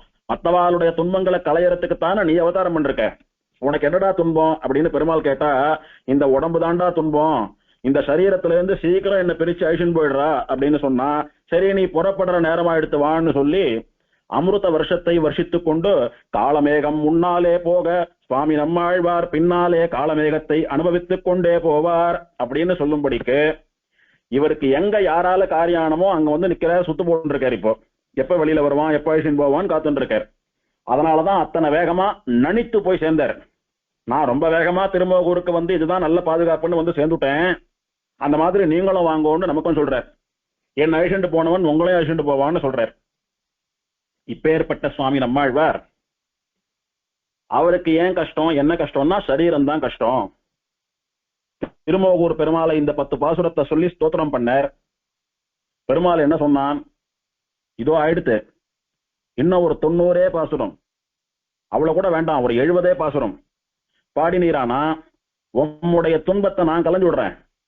உமக்கு என்ன சுவாமி, உடம்பு தானே கஷ்டம், என்ன பாடிட்டீரா? நடுவுல ஒரு 60 பாசுரம் பாடும், கடைசியா உமக்கு ரொம்ப பிடித்தமான திருப்பேர் நகர் பெருமாளை பாடும். அந்த பெருமாள் நீர் மோட்சம் போறதுக்கு சாட்சியா நிப்பர். நான் என்ன பண்றேன், உம்முடைய துயரை கெடுத்துடுறேன், அதாவது உம்முடைய சரீரத்துல இருந்து உம்முடைய ஆத்மாவை அழகா அப்படியே பிரிச்சு விடுறேன். பிரிச்சு ஆச்சரியமா வைகுண்ட வீதியிலே உம் அப்படியே அமிர்த வருஷத்தோடு கூட அழிச்சுட்டு போறேன். உம்முடைய துயர் 60 பாட்டுல கெட்டு போயிடும். நம்மாழ்வாருக்கு 60 பாசுரம் பாடுறதுக்கெல்லாம் என்ன யோசிக்கணுமா? ராத்திரியும் பகலும் அப்படி பேனாவை பேப்பரை கசகை கசகை யோசிக்கணுமான்னா? அப்படி ஆத்மாவில இருந்து பிரவாகமா வரக்கூடியது பாசுரங்கள். நன்னா மனப்பாடம் பண்ணவன் எப்படி வந்து ஃப்ளோவா ஒரு வேதத்தையோ பிரபந்தத்தையோ சொல்றானோ, அந்த மாதிரி அருளி செய்கிற போதே பிரவாகமா ஆழ்வாருடைய மெமரியிலேருந்து வரக்கூடிய பாசுரங்கள் மதுர கவிகளால எழுதி முடிக்க முடியல, அத்தனை வேகமா சாதிக்கிறார். அப்பேற்பட்ட உமக்கு ஒரு 60 பாசுரம் எல்லாம் பெரிய விஷயமானா? ஒரு அரை மணி 1 மணில பாடிட மாட்டேர். சுவாமி தேசிகனே ஒரு யாமத்துல பாதுகா சகஸ்திரம் 1008 பாடினாரு. நம்மாழ்வாரான நீர் 60 பாசுரத்தை பாடிட மாட்டேர் அப்படின்னு சொல்றது போல பெருமாள் சொல்றான், ஒரு அரை மணி பொறுத்துக்கோங்க, ஒரு 3/4 மணி பொறுத்துக்கோங்க, 1 மணி காலம் பொறுத்துக்கோங்க, இதோ புறப்படலாம் வைகுண்டத்துக்குன்னு சொல்றது போல உம்முடைய இடர் கெடும்னு பெருமாள் சொல்றான். சொன்னபடியே இந்த பெருமாளாலே நம்மாழ்வாருடைய இடர்னு சொல்லக்கூடிய அவருடையதான சரீரம் கேட்டு அவர் மோட்சம் போனார்னு சொல்லக்கூடியது அவருடைய கஷ்டம் தீர்ந்த பலன். ஆக நமக்கு ஏதோ சாதாரண கஷ்டம், ஆழ்வாருக்கு உடம்பே கஷ்டம். நமர்கால் நம்மளை சேர்ந்தவாலே ஸ்ரீ வைஷ்ணவாலே சரணாகத்தாலே ஏத்துமின் ஸ்தோத்திரம் பண்ணுங்கோ என்று யார் சொல்றது? நம்மாழ்வார் ஸ்தோத்திரம் பண்ணுங்கன்னு சொல்றது ஒரு பக்கம் இருக்கட்டும். இங்க யார் ஸ்தோத்திரம் பண்ண சொல்றான்னா பெருமாளே நம்மளை பார்த்து சொல்றான் என்ன ஸ்தோத்திரம் பண்ணுங்கன்னு. எவ்வளவு பெரிய விஷயம். இப்போ ஒரு பெரிய சுவாமி இருக்கார், அப்படி சபையில வரார், எல்லாரும் எழுந்து நின்று கை கூப்புறா சேவிக்கிறா. அந்த சுவாமிய எல்லாரும் என் தனியனை சேவிங்கோ, எல்லாரும் என்ன ஸ்தோத்திரம் பண்ணுங்கோ, எல்லாரும் எனக்கு ஜெய சொல்லுங்கோ அப்படின்னு சொன்னா எப்படி இருக்கும்? எவ்வளவு சந்தோஷப்படுவோம். ஆச்சாரியனே அவர் தனியன் சொல்ல சொல்லி கேட்கிறார், ஆச்சாரியனே அவரை பெருமையா பேச சொல்றார் அப்படின்னு ஒரு சந்தோஷம் இருக்கும் ஒன்னும் சிஷ்யாளுக்கெல்லாம். அந்த மாதிரி பெருமாளை ஸ்தோத்திரம் பண்ண சொல்லி நம்மாழ்வார் சொல்றது இருக்கட்டும், இங்க பெருமாளே என்ன ஸ்தோத்திரம் பண்ணுங்கன்னு சொல்றானாம். எங்க சொல்றான்? ஏத்துமின் என்று என்ன ஸ்தோத்திரம் பண்ணுங்கோன்னு சொல்லி தான் குடமாடு கூத்தனை.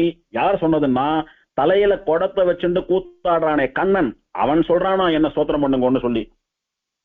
அல்லது அமிர்த குடத்தை ஏந்தி கொண்டு நடனமாடினாலே மோகினி, காளமேக பெருமாளுக்கு முன்னால மோகனாவதாரம் பண்ணி வந்தானே பெருமாள், அவன் சொல்றானா என்ன ஸ்தோத்திரம் பண்ணுங்கன்னு. ஏத்துமின் என்று தான் குடமாடு கூத்தனை என்ன ஸ்தோத்திரம் பண்ணுங்கோன்னு சொல்லி தலையில குடத்தை வச்சுட்டு கூத்தாடின்னு இருக்கிற கண்ணன். அத பார்த்து சுவாமி நம்மாழ்வார், அப்பா உன்னை ஸ்தோத்திரம் பண்றதுக்காகவே தான் நான் பிறந்திருக்கேன், உன்னை ஸ்தோத்திரம் பண்றதுக்காகவே தான் எனக்கு நாக்கு அதுல பேச்செல்லாம் இருக்கு, இதோ பண்ணிடுறேன்னு ஆரம்பிச்சு ஸ்தோத்திரமா பண்ணிட்டு இருக்கார். அதுதான் இந்த திருவாய்மொழின்னு சொல்லக்கூடிய பாசுரம். கண்ணன் எப்ப சொன்னான் என்ன ஸ்தோத்திரம் பண்ணுன்னு சொல்லி? கண்ணன் குடக்கூத்தாடும் போது இப்படி சொல்லிட்டு ஆடினானாம். கிருஷ்ணாவதாரத்திலே செல்வ வளம் மிகுந்திருக்கிற போது தலைமையில ஒண்ணு மேல ஒண்ணா அடுக்கா நிறைய தயிர் பானைகளை வைத்துக் கொண்டு தோல்ல 2 தோல்லையே 2 பானையை வச்சுண்டு 2 கையிலேயே 2 பானையை வச்சுண்டு குடக்கூத்தாடினான்னு சொல்றோமே. குடங்கள் எடுத்து ஏறவிட்டு கூத்தாடவல்லையம் கோவே அப்படின்னு பெரியாழ்வார் சாதிக்கிறார். அந்த குடங்களை எல்லாம் அந்த மாதிரி அடுக்கி கூட முடிக்க முடியாது நம்மளால. அத்தனை குடங்களையும் அனாயாசமா வச்சுட்டு ஒரு கூத்தாடுறான் பெருமாள், தன்னுடைய சந்தோஷத்தை காட்டுறான் பெருமாள்.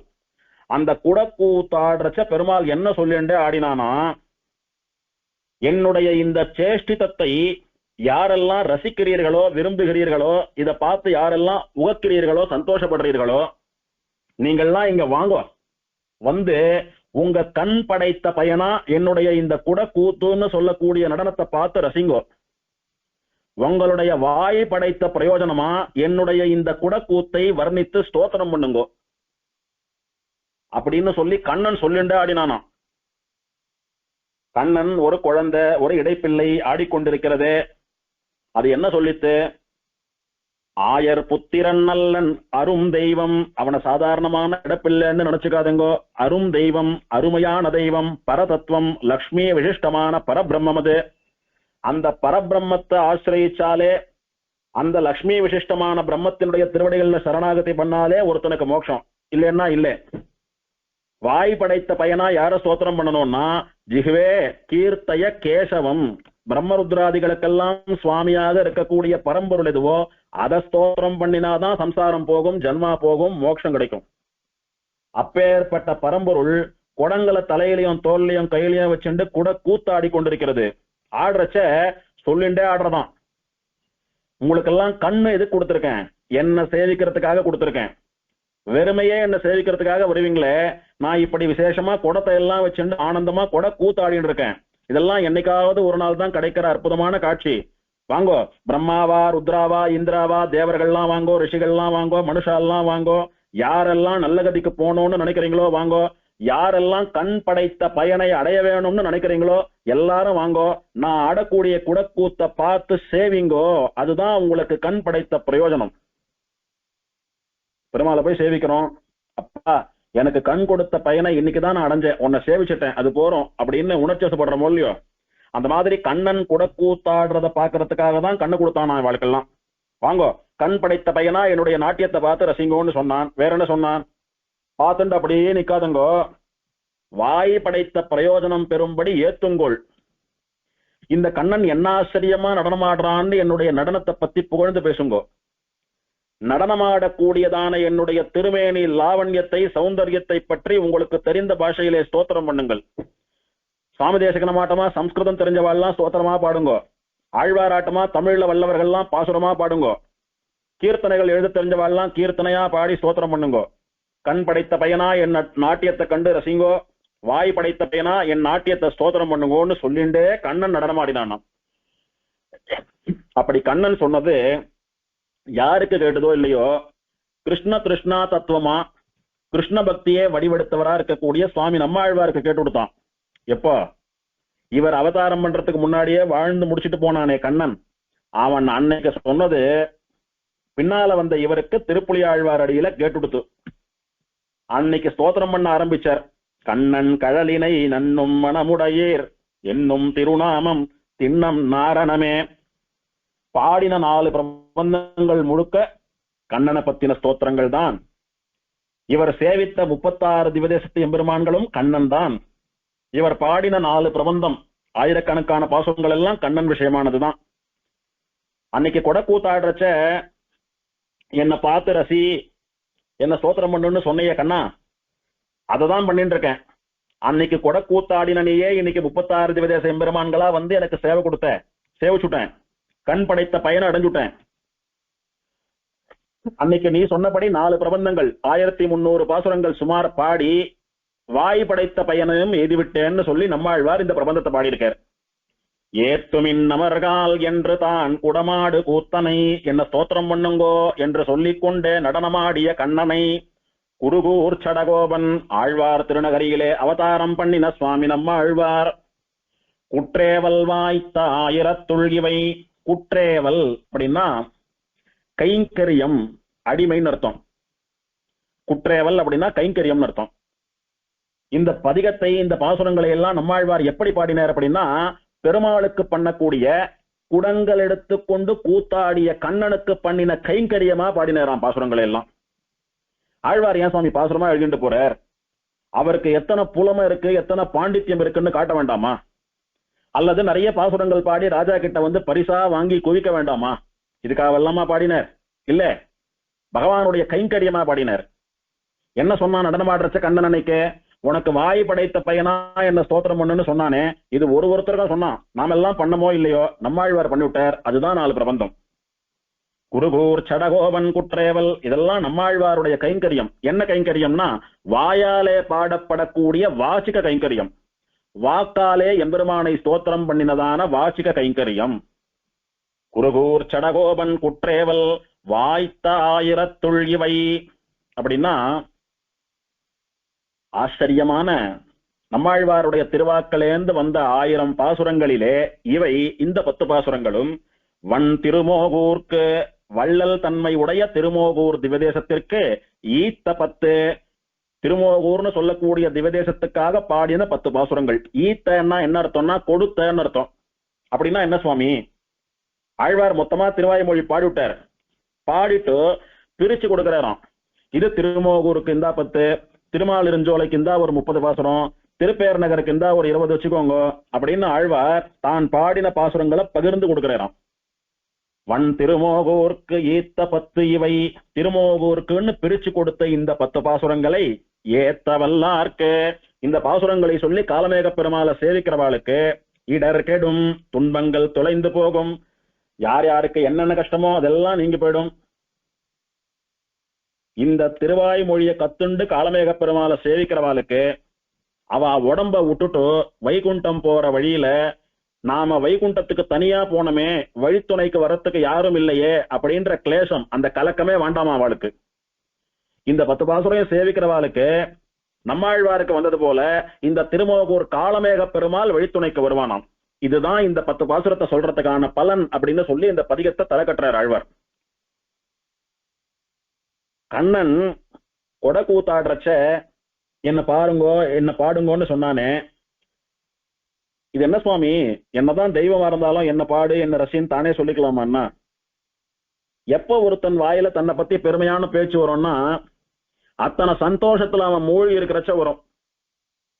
ஒரு குழந்தை நன்னா படிச்சு நிறைய மார்க்ஸ் எல்லாம் வாங்கி பெரிய அவார்டு எல்லாம் வாங்கிட்டு மெடல் எல்லாம் தூக்கிட்டு ஆத்துக்கு வர்றது, தாயார தோப்பனார பார்த்து சொல்றது, பாத்தீங்களா என் பெருமைய, நான் எல்லாம் பையனா பிறக்கிறதுக்கு நீங்க தான் கொடுத்து வச்சிருக்கணும், எத்தனை மெடல் பாத்தீங்களா, எத்தனை பேர் என்ன இன்டர்வியூ எடுத்தா பாத்தீங்களான்னு சொல்றது.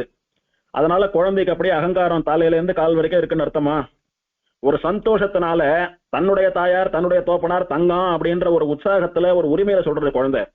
அந்த மாதிரி என்னதான் பெருமாளா இருந்தாலும் என்ன பாரு என்ன ஸ்தோத்திரம் பண்ணுன்னு சொல்லலாமோ, அகங்காரம் இல்லையோன்னா இல்ல, நாம எல்லாம் அவனை சேர்ந்தவா. சந்தோஷ மிகுதியிலே உற்சாக மிகுதியிலே என்ன வேணாலும் பேசலாம். அவன் நல்ல உச்சகட்டமான சந்தோஷத்துல இருக்கக்கூடிய குழந்தை பெத்தவாள் இடத்துல பேசுற பேச்சுதான் அது, ஒரு தப்பும் இல்லை. ஆகையினாலே பிறர்க்கு போலே தனக்கும் மனோகரமான சேஷ்டிதங்களை உடையவன். என்ன அர்த்தம்னா, கண்ணன் கூட கூத்து ஆடுறது மத்தவாளுக்கு மட்டும் மனசு அப்படியே நிறைஞ்சு போலையும். அதை பார்த்தா இவனுக்குமே ரொம்ப சந்தோஷமா இருக்கான். இவன் கூட கூத்து ஆடுறானே, ஆடுறச்ச அப்படியே பக்கத்துல இருக்கிற ஒரு தடாகம், ஒரு குளத்துல தன்னுடைய உருவத்தை பாக்குறான். நானா இது என்ன ஆச்சரியமா, எவ்வளவு அவசரத்துக்கு குடங்களை எல்லாம் அடிக்கிண்டு குடங்களை எல்லாம் ஏந்திண்டு என்ன ஆச்சரியமா ஒரு குடமும் நழுவாம ஸ்டெப்பு போடுறேன், எப்படி ஆடுறேன் நான், என்ன ஆச்சரியமா நடமாடுறேன்னு சொல்லி இவனுடைய நாட்டிய அழகு இவனே ரசிக்கும்படியா இவன் மனசுக்கு அத்தனை பிடிச்சிருந்துதான். இத்தால் பிறர்க்கு போலே தனக்கும் மனோகரமான சேஷ்டிதங்களை உடையவன். கண்ணன் மேல பக்தி இருக்கிற பக்தாலான பாகவதா நமக்கு மட்டும் கண்ணனுடைய நாட்டியம் அழகா இல்லை, நம்ம மனசுக்கு மட்டும் உகந்ததா இல்லை, அவனுடைய நாட்டியம் அவனுக்கே உகந்ததா இருக்கான். சில பேர் கண்ணாடியில போய் பார்த்துட்டு நான் எத்தனை அழகா இருக்கேன்ல அப்படின்னு சொல்றாள் ஒன்னும் அந்த மாதிரி இது.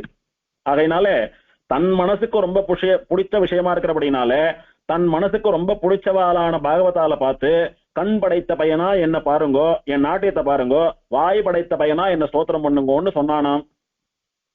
கண்ணனுடைய மனசுக்கு ரொம்ப பிடிச்சவாழ்ல முதல்ல நிக்கிறவர் யாரு? சுவாமி நம்மாழ்வார், கிருஷ்ண கிருஷ்ணா தத்துவம். அதனால முதல் காரியமா பிரம்மா பண்ணானோ, ருத்ரன் பண்ணானோ, இந்திரன் பண்ணானோ, கோபியர்கள் பண்ணாலோ, யாதவா பண்ணாலோ இல்லையோ, நான் பண்றேன் அந்த காரியத்தை, கண்ணனுக்கு மனோகரமான நான் அந்த காரியத்தை முதல்ல பண்றேன்னு சொல்லி நம்மாழ்வார் இத்தனை பாசுரங்களை பாடினார்.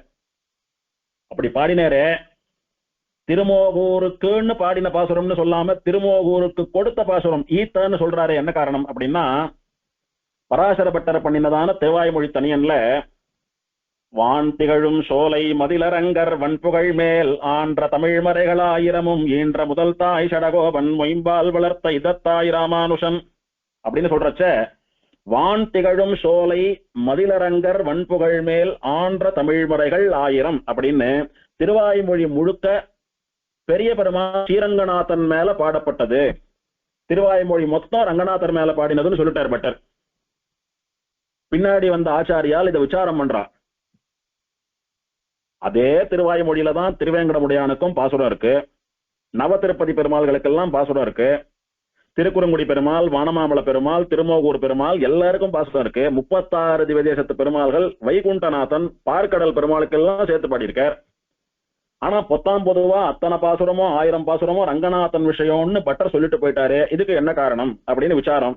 ஒருத்தர் சொன்னாராம், பராசர பட்டருக்கு ஸ்ரீரங்கம் தான் புலோக வைகுண்டம், ஸ்ரீரங்கநாதன் தான் வைகுண்டநாதன், ஸ்ரீரங்கம் ஸ்ரீரங்கநாதன் ஸ்ரீரங்கநாச்சியார் தான் பிராணன் அவருக்கு, அவருக்கு உயிர் போல இருக்கக்கூடிய திவதேசம் பெருமாள்னு அவர் சொல்லிட்டார். தன் ஊர் தன் பெருமாள் என்கிற அபிமானத்தினால சொல்லிட்டார்னு சொன்னான். பராசர பட்டராட்டமா மகான்கள் எல்லாம் அப்படி தன் அபிமானத்தினால பொதுவா சொல்லக்கூடிய விஷயங்கள்லாம் உண்டோ?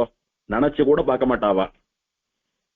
அப்ப எப்படி சொன்னார் அப்படின்னா, இன்னும் பின்னால வந்த ஆச்சாரியர்கள் சொன்னாலாம், திருவாய்மொழியில ஸ்ரீரங்கத்து பதிகம் இது, கங்குளும் பகலும் கண் துயிலறியால் கண்ணநீர் கைகளால் இறைக்கும். அந்த பதிகத்தினுடைய கடைசி பாட்டுல பலஸ்ருதியில என்ன சொல்றார் ஆழ்வார்? முகில் வண்ணன் அடிமேல் சொன்ன சொல் மாலை 1000. முகில் வண்ணன் அடிமேல் சொன்ன சொல் மாலை 1000. இந்த 1000 பாசுரங்களும் முகில் வண்ணன் திருவடிகள்ல விஞ்ஞாபனம் பண்ணப்பட்டதுன்னு சொல்லியிருக்கார். அந்த முகில் வண்ணன் யாரு அப்படின்னா ஸ்ரீரங்கநாதன் தான் அப்படின்னு பூர்வாச்சாரியர்களுடையதான திருவுள்ளம். இப்படி நம்மாழ்வாரே முகில்வண்ணன் திருவடிகள் மேல பாடின 1000 பாசுரங்கள் தான் திருவாய்மொழின்னு அவர் வாயாலேயே ஸ்டேட்மெண்ட் கொடுத்தபடியினாலே, according to Nammalvar statement, Thiruvaimozhi முழுக்க ரங்கநாதன் விஷயம்னு பராசர பட்டருடைய திருவுள்ளம். அதுக்கு வேற ஏதான ஒரு சப்போர்ட் இருக்கா? அந்த ஒரு இடத்துல மட்டும்தான் சொல்லியிருக்கார். முகில்வண்ணன் அடிமேல் சொன்ன சொல்மாலை 1000 அங்க மட்டும்தான் சொல்லியிருக்கார். அதை நிரூபிக்கிற மாதிரி வேற ஏதான ஃபேக்ட் உண்டா திருவாய்மொழியிலன்னா, இந்த பாசுரத்தினுடைய வியாக்கியானத்துல நம்பில சொல்றார், திருமோகூருக்கு ஈத்த பத்துன்னு சொல்றாரு. ஒன்னும் என்ன அர்த்தம்? மொத்த பாசுரமும் ரங்கநாதன் மேல பாடினதுதான். அதுல இருந்து 10 பாசுரம் பிரிச்சு கொடுத்திருக்காராம் திருமோகூருக்கு. திருவேங்கடமுடியானுக்கு 10 பாசுரம் பிரிச்சு கொடுத்திருக்காரு, அழகருக்கு 10 பாசுரம் பிரிச்சு கொடுத்திருக்காரு. அந்த மாதிரி ஈத்துனா பிரிச்சு கொடுக்கறது. இப்போ ஒரு தோப்பனார் ஆத்துக்கு வரார், வந்த போது ஒரு டசன் வேஷ்டி வாங்கிட்டு வந்தார். எங்கேயோ போனார், வேஷ்டி மலிவா கிடைக்கிறது, டசன் வேஷ்டி வாங்கிட்டு வந்தார். வாங்கிட்டு வந்து என்ன பண்ணார், மொத்தத்தையும் மாமியிட்ட கொடுத்துட்டார். குழந்தைகளுக்கு எல்லாம் வேஷ்டி கொடுத்துடுன்னு கொடுத்துட்டார். உடனே அப்பா எனக்கு உனக்குன்னு 2-3 குழந்தை கை நீட்டித்து, இதோட கண்ணா உனக்கு தான் வாங்கிட்டு வந்தேன் இந்தான்னு சொல்லி அந்த பண்டல்ல இருந்து உருவி ஒரு குழந்தை கொண்டு கொடுத்தார், இன்னொரு குழந்தை கொண்டு கொடுத்தார், இன்னொரு குழந்தை கொண்டு கொடுத்தார். மொத்தத்துல இந்த 3 குழந்தைகளுக்காகத்தான் அந்த வேஷ்டி பண்டில் வாங்கிட்டு வந்தார். இப்ப அவ கேட்ட உடனே தன் கையால ஒண்ணு பிரிச்சு கொடுத்தார். ரெண்டும் ஒண்ணுதானே. அந்த மாதிரி இந்த ஸ்ரீரங்கநாதனே மற்ற திவதேசங்கள்ல எல்லாம் பெருமாளா இருக்கான். எல்லா திவதேசத்து பெருமாள்களும் ராத்திரி சயனிச்சுக்கிறச்ச ஸ்ரீரங்கநாதனுடைய திருமேனில வந்து கலக்கிறா. எல்லா பெருமாளும் ராத்திரி சயனம் ஆயிடுத்துன்னா ஸ்ரீரங்கம் பெரிய கோயிலுக்கு வந்து ஸ்ரீரங்கநாதனோட சயனிச்சுக்கிறா, அவன் திருமேனில சேர்ந்துடுறா. மறுநாள் கார்த்தால விஸ்வரூபம் அரைச்ச எல்லா பெருமாளும் புறப்பட்டு அவாவாளுடைய ஊருக்கு போயிடுறான்னு சொல்லி சம்பிரதாயத்துல சொல்றது உண்டு பொதுவா. அந்த மாதிரி மொத்த பண்டலையும் எடுத்து போய் ரங்கநாதனுக்கு கொடுத்துட்டாரு திருவாய்மொழி முழுக்க. நடுவுல ஆழ்வார்கிட்ட இருக்கிற ஒரு ஆசைனால திருவேங்கடமுடையான், ஆப்தன், அழகன், அப்ப கொடுத்தான் இவெல்லாம் வந்து எனக்கு எனக்குன்னு கேட்கறச்ச இந்தாங்க 10 இந்தாங்க 20ன்னு அதுல இருந்து உருவி கொடுத்துருக்கிறோம். அதனாலதான் இதை எப்படி புரிஞ்சுக்கலாம்னா, திருவேங்கடத்துக்கு இவை 10 அப்படின்னு அங்க ஒரு 10 பாசுரத்தை திருவேங்கடமுடையானே நீ வச்சுக்கோன்னு அங்க கொடுத்தேறான். திருமோகூருக்கு ஈத்த 10 இவை. காலமேகா இந்தாடா கண்ணா உனக்கு 10 பாசுரம் இங்க கொடுத்திருக்காரு. இவை 10 திருக்குறுங்குடியதன் மேல் நம்பி உனக்கு ஒன்னும் குறைவில்லை, இந்த 10 பாசுரம் வச்சுக்கோ அப்படின்னு பிரிச்சு கொடுத்திருக்காரு ஆழ்வார் அப்படின்னு பூர்வாச்சாரியாளுடைய திருவுள்ளம். இப்படி ஆச்சரியமா மொத்த பாசுரமும் ரங்கநாதன் விஷயமானதானாலும் அதுல இருந்து உருவி இந்த திருமோகூர் பெருமாளுக்குன்னு கொடுத்த இந்த 10 பாசுரங்களை சொல்றவாளுக்கு அவளுடைய இடர் கெடும், துன்பம் இல்லாது போகும் அப்படின்னு ஆச்சரியமான பலனை சொல்லி ஆழ்வார் பதிகத்தை தலைக்கற்ற. அடுத்தபடியா பிள்ளை பெருமாள் ஐயங்காருடையதான பாசுரம். வாயால் மலர் கோதி வாவிதொரும் மேயுமோ, மேயாமல் அப்பால் விரையுமோ, மாயன் திருமோகூர் வாய் என்று சேருமோ, நாளை வருமோ ஊர்வாய் அன்னம் வாழ்ந்து.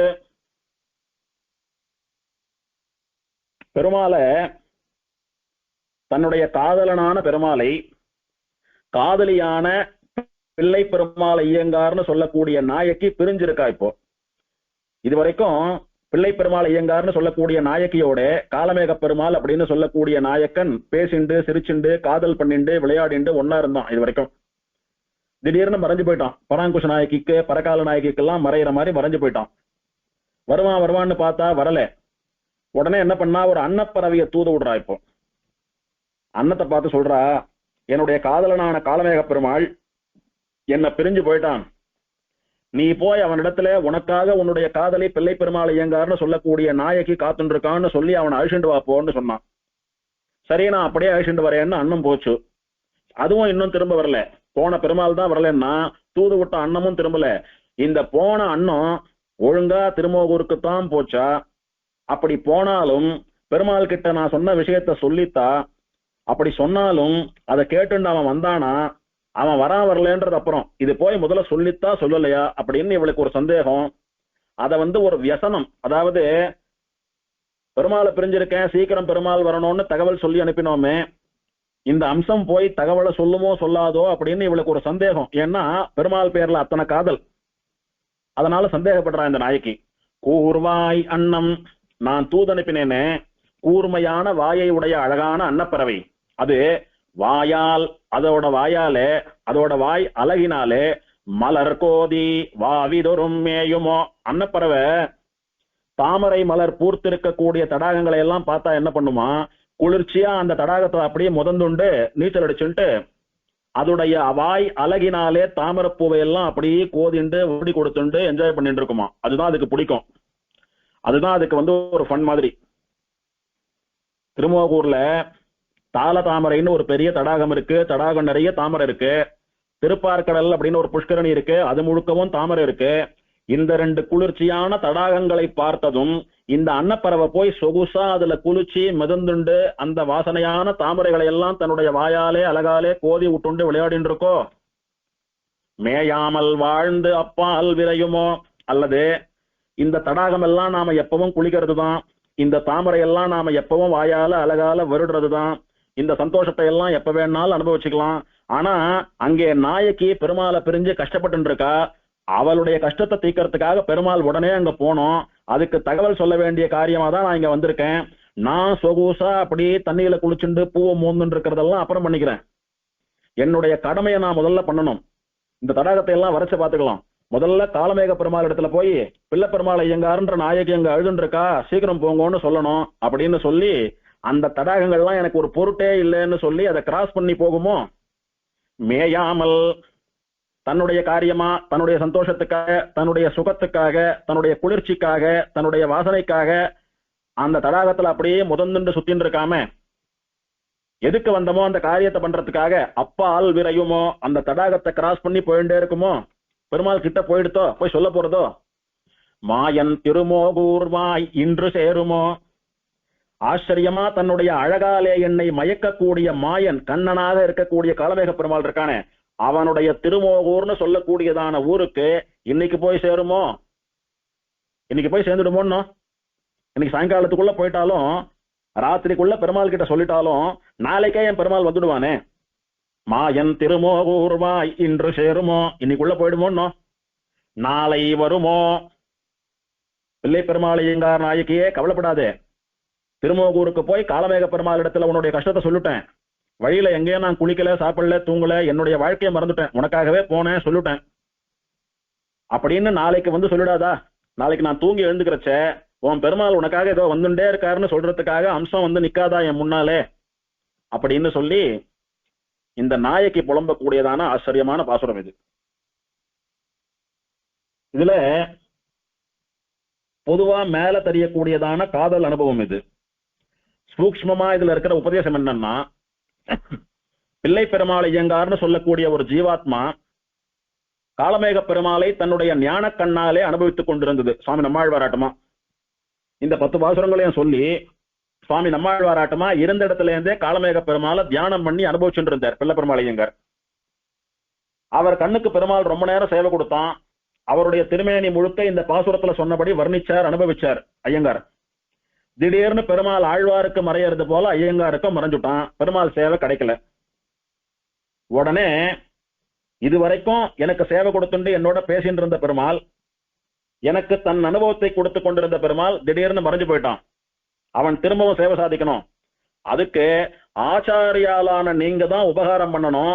ஆச்சாரியர்களே, உங்களை எல்லாம் நான் சேவிக்கிறேன், எனக்காக நீங்க பெருமாள் இடத்துல புருஷகாரம் பண்ணி உங்களை பிரிஞ்சு பிள்ளை பெருமாள் ஐயங்கார்னு சொல்லக்கூடிய ஜீவாத்மா வாடுறது, பழையபடி அந்த ஜீவனுக்கு சேவை கொடுங்கோ, உங்களுடைய அனுபவத்தை கொடுங்கோன்னு சொல்லி எனக்காக ஒரு பிரபத்தி பண்ணுங்கோ அப்படின்னு விழுந்து சேவிக்கிறாராம். யாரை பார்த்துன்னா, அம்சப்பறவை போல இருக்கக்கூடிய ஆச்சாரியால பார்த்து.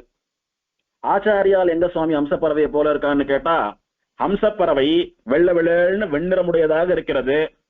அதே மாதிரி ஆச்சாரியர்களும் எந்த தோஷங்களும் இல்லாமல், எந்த குற்றங்களும் இல்லாமல், அப்பழுக்கில்லாமல் தூய்மையா வெள்ளையா இருந்துட்டு இருக்கலாம். வெள்ள மனசோடைய கூட இருக்கா. ஆச்சார அனுஷ்டானத்தோட கூட தெளிந்த நீரோடை போல அன்னப்பறவை எப்படி வெள்ளையோ அந்த மாதிரி வெள்ள மனசோடு கூட வெள்ளை இதயத்தோடு கூட இருக்கலாம் ஆச்சாரியாலாம்.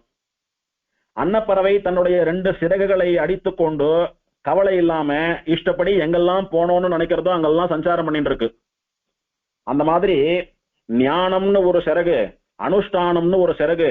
இந்த ஞானம் அனுஷ்டானம்னு சொல்லக்கூடிய 2 சிறகுகளை உடைய, எந்த தோஷமும் இல்லாமல் அழுக்கில்லாமல் பரம பவித்திரமா வெள்ள வெளேர்னு இருக்கக்கூடிய ஆச்சாரியர்கள் எல்லாம் அவ மனசுப்படி சந்தோஷமா தெரியறா. ஏன்னா மனசுல எந்த கவலையும் இல்லை. பெருமாளை தீர்க்கமா சரணாகதி பண்ணிவிட்டா, என்னைக்கு பெருமாளை அடைய போறோம்னு எதிர்பார்த்து காத்துன்னு இருக்கா. அதனால சுவாமி நம்மாழ்வாராட்டமா மனசு அப்படி திவ்ய தேசங்கள் தோறும் பறந்து தெரியறது. இன்னைக்கு இந்த பெருமாளை சேவிக்கிறேன், நாளைக்கு அந்த பெருமாளை சேவிக்கிறேன், நாளன்னைக்கு அங்க உற்சவம் சேவிக்கிறேன், திரும்ப இந்த ஊர்ல வந்து திருவாராதனம் அப்படின்னு பெருமாளை சேவிச்சுட்டு இந்த அன்னப்பறவை ஆட்டமா அப்படியே ஹாயா சிறக உதிரிண்டு அப்படியே போயிட்டு இருக்கலாம் சஞ்சாரம். அந்த மாதிரி ஞானம் அனுஷ்டானம் என்கிற 2 இறகுகளோடு கூட அப்பழுக்கில்லாத தூய வெள்ளையான மனசோடு கூட அம்சப்பறவையை போன்றே இருக்கக்கூடிய ஆச்சாரியர்கள் ஹம்சப்பறவைக்கு பாலையும் தண்ணியும் சேர்த்து வச்சா பிரிச்சு எடுக்க தெரியும், தண்ணியை ஒதுக்கிட்டு பாலை மாத்திரம் எடுக்க தெரியும். அந்த மாதிரி நல்லது கெட்டதுன்னு எது கலந்திருந்தாலும் கெட்டதையெல்லாம் ஒதுக்கிட்டு நல்லத்தை மாத்திரமே கிரகித்து நல்லத்தை மாத்திரமே அனுஷ்டித்து நல்லத்தை மாத்திரமே மற்றவாளுக்கு உபதேசம் பண்ணி நல்லத்தை மாத்திரமே மற்றவாளை கடைபிடிக்க செய்யக்கூடிய சக்தி படைத்தவர்கள் ஹம்சங்களா பரமஹம்சங்களா இருக்கக்கூடிய ஆச்சாரியர்கள். அவளை பார்த்து, சுவாமி நீங்க எந்த கவலையும் இல்லாம இருக்கிறபடினால நீங்க திவதேசமா போய் புண்ணிய தீர்த்தங்கள் தோறும் தீர்த்தமாடி பெருமாளை சேவிச்சுட்டு இருக்கீங்கோ. அந்த மாதிரி போறச்ச நாம புண்ணிய தீர்த்தமாடி நாம பெருமாளை சேவிக்கிறது தான் முக்கியம். இந்த பிள்ளை பெருமாளை எங்கார் எப்படி போனா என்னன்னு நினைக்காதுங்கோ. எனக்காக தயவு பண்ணி காலமேக பெருமாள் இடத்துல போய் ஒரு சரணாகதி பண்ணி உங்க பக்தன் அங்க காத்துட்டு இருக்கார், அவருக்கு உன்னுடைய அனுபவத்தை கொடுன்னு சொல்லுங்கோ அப்படின்னு ஆச்சாரியர்களை பிள்ளை பெருமாள் ஐயங்கார்னு சொல்லக்கூடிய ஜீவாத்மா பிரார்த்திக்க கூடியது இதனுடைய தாத்பரியார்த்தம், விசேஷமான அர்த்தம் இது. அப்படி ஆச்சரியமான பாசுரம் இந்த பாசுரம். கடைசியா இந்த திவதேசத்துக்குரியதான தியான ஸ்லோகம். மோகூராக்கியபுரே ரமாபதிரயம் ஸ்ரீகாலமேகாஹ்வயः தேவி மேகலதா விமானமபி வை தத்கேதகம் நாமதः தீர்த்தம் க்ஷீரபயோநிதிः ஸ்ரிதஜனானந்தாவஹ சர்வதா பாஸ்வத்பாஸ்கரதிங்முக சுரகணாபீஷ்டப்ரதோ பாசதே. மோகூராக்கியபுரே, மோகூர்னு சொல்லக்கூடியதான ஊரில், அதாவது திருமோகூர்னு சொல்லக்கூடிய திவதேசத்தில், ரமாபதிஹி அயம் ஸ்ரீ காலமேக ஆஹ்வயா, லக்ஷ்மிபதியா பிராட்டியை பிரியாமல் இருக்கக்கூடியவனான எம்பெருமான் ஸ்ரீமன் நாராயணன் ஸ்ரீ காலமேகன் நினைத்த மாத்திரத்திலேயே கருணை மழையையும் முக்தி மழையையும் பொழியக்கூடியவன் என்கிற பெயரிலே சேவை சாதிக்கிறான். ஊருக்கு திருமோகூர்னு பேரு, பெருமாளுக்கு காலமேகன்னு பேரு. தாயாருக்கு என்ன திருநாமம்? தேவி மேகலதா, மேகலதா என்று சொல்லக்கூடிய மோகனவள்ளி தாயார். பெருமாள் கால மேகம் ஒன்னும், அந்த மேகத்துக்கு ஜோடி பொருத்தமா ஒரு கொடியாட்டமா வளைஞ்சு நெளிஞ்சிருக்கக்கூடிய பேரழகி, உத்தமமான அழகி மேகலதா நாச்சியார்னு தாயாருடைய திருநாமம். விமானம் அபி வைதத் கேதகம் நாமதः, விமானத்துக்கு கேதக விமானம்னு பேரு. தாழம்பூ வடிவிலே இருக்கக்கூடியதான உத்தமமான விமானம். அந்த விமானத்துக்கு கீழே பெருமாள் மேகலதா நாச்சியாரோடு கூட நித்தியவாசம் பண்ணிட்டு இருக்கான்.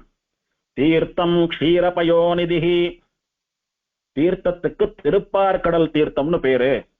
அங்க பெருமாள் என்ன பண்றான் அப்படின்னா, ஸ்ரிதஜன ஆனந்தாவக சர்வதா பாஸ்வத், அவனை ஆசிரியத்த அடியவர்கள் சரணாகதா பாகவதா இருக்காலே, யாரெல்லாம் திருமோகூர் பெருமாள் தான் நமக்கு நல்லரன், நாம் அடைந்த நல்லரன் என்று, இதுதான் நமக்கு நல்ல பாதுகாப்புன்னு சொல்லி திருமோகூருக்கு போய் சரணாகதி ஸ்ரீ வைஷ்ணவா அடியவர்கள், அவளுக்கு ஒரு ஆனந்தத்தை ஏற்படுத்தக்கூடியவனா. எப்ப சுவாமி ஒருத்தனுக்கு ஆனந்தம் வரும்?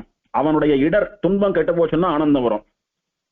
நம்மளுடைய இடர் கெடணும்னா திருமோகூருக்கு வந்து திருமோகூரப்பனை ஸ்தோத்திரம் பண்ணுங்கன்னு சொன்னார், திருமோகூர்னு சொல்லுங்கன்னு சொன்னார், சொல்லிட்டோம். அப்ப பெருமாள் என்ன பண்ணணும்? அங்க நம்முடைய இடரை களைந்து நமக்கு ஆனந்தத்தை தரணும். அதனால ஸ்ரீதஜன, அவனை ஆசிரியித்து சரணாகதி பண்ணின ஜனங்களுடைய ஆனந்தத்தை தருபவனாக சர்வதா எப்போதும் கூட பாஸ்வதே அங்கே விளங்கி கொண்டிருக்கிறான். எந்த திசையை பார்த்து பெருமாள் இருக்கான்னா, பாஸ்கர திங்முகா, கிழக்கு திசையை பார்த்து, சூரியன் உதிக்கக்கூடியதான கிழக்கு திசையை நோக்கியவாறு கிழக்கே திருமுக மண்டலத்தோடு கூட பெருமாள் அங்க எழுந்துள்ள இருக்கான். யாருக்காக பெருமாள் அங்க வந்து உட்கார்ந்து இருக்கான்னா, சுரகணாபீஷ்ட பிரதோ பாசத்தே, தேவர்களுடைய கணங்களுக்கு வரம் கொடுப்பதாக வந்து உட்கார்ந்து இருக்கான் பெருமாள். தேவர்கள்லாம் நாங்க சாகக்கூடாது, நாங்க சாகாம இருக்கிறதுக்கு ஏதாவது விசேஷ அனுகிரகம் பண்ணு அப்படின்னு பிரார்த்தித்த போது, திருப்பார்கடலை கடைஞ்சா அமுதம் வரும், அந்த அமிர்தத்தை சாட்டா உங்களுக்கு சாவு கிடையாதுன்னு சொன்னான். அந்த அமிர்தத்தை உன் கையால கொடுன்னு பிரார்த்திச்ச போது மோகனாவதாரம் கொண்டு திருமோகூர்ல வந்து பகிர்ந்து கொடுத்தானே. அவன் எதுக்கு வந்தான்? சுரகணங்கள் 33 தேவர்கள்னு சொல்லக்கூடிய அந்த தேவர்கள் கூட்டத்துக்கு அபீஷ்டம், அவளுடைய விருப்பத்தை நிறைவேற்றி வைப்பதற்காக வந்தான். அங்கே அந்த தேவர்கள் அனைவராலும் சேவிக்கும்படியாக எம்பெருமான் எழுந்தருளியிருக்கிறான். திருமோகூர்னு சொல்லக்கூடிய திவதேசத்திலே காலமேக பெருமாள் என்கிற திருநாமத்தோட மேகலதா நாச்சியாரோடு கூட கேதக விமானத்தினுடைய நிழலிலே திருப்பார்கடல் தீர்த்தத்தினுடைய கரையிலே வந்து சேவிக்கக்கூடிய அடியவர்களுக்கெல்லாம் ஆனந்தத்தை விளைவிப்பவனாக கிழக்கு திசையை நோக்கியவாறு தேவர்களுக்கெல்லாம் அருள் புரிந்த நிலையிலே எம்பெருமான் எழுந்தருளியிருக்கிறான். அவனை சரணாகதி பண்ணுவோமாக அப்படின்னு இந்த தியான ஸ்லோகம் சொல்றது. मोहूराख्यपुरे रमापतिरयम् श्रीकालमेघाह्वयः देवी मेघलता विमानमपि वैतते केतकम् नामतः तीर्थम् क्षीरपयोनिधिः श्रितजनानन्दावहः सर्वदा भास्वद्भास्करदिङ्मुखः सुरगणाभीष्टप्रदो भासते श्रीमते मोहनवल्ली नायिका समेत श्रीकालमेघ परब्रह्मणे नमः சுவாமினம்மாழ்வார் சீரார்த்தூப்புள் திருவேங்கடமுடையான் திருவடிகளே சரணம். இதோட திருமோகூர் திவ்யதேச வைபவம் முடிஞ்சது.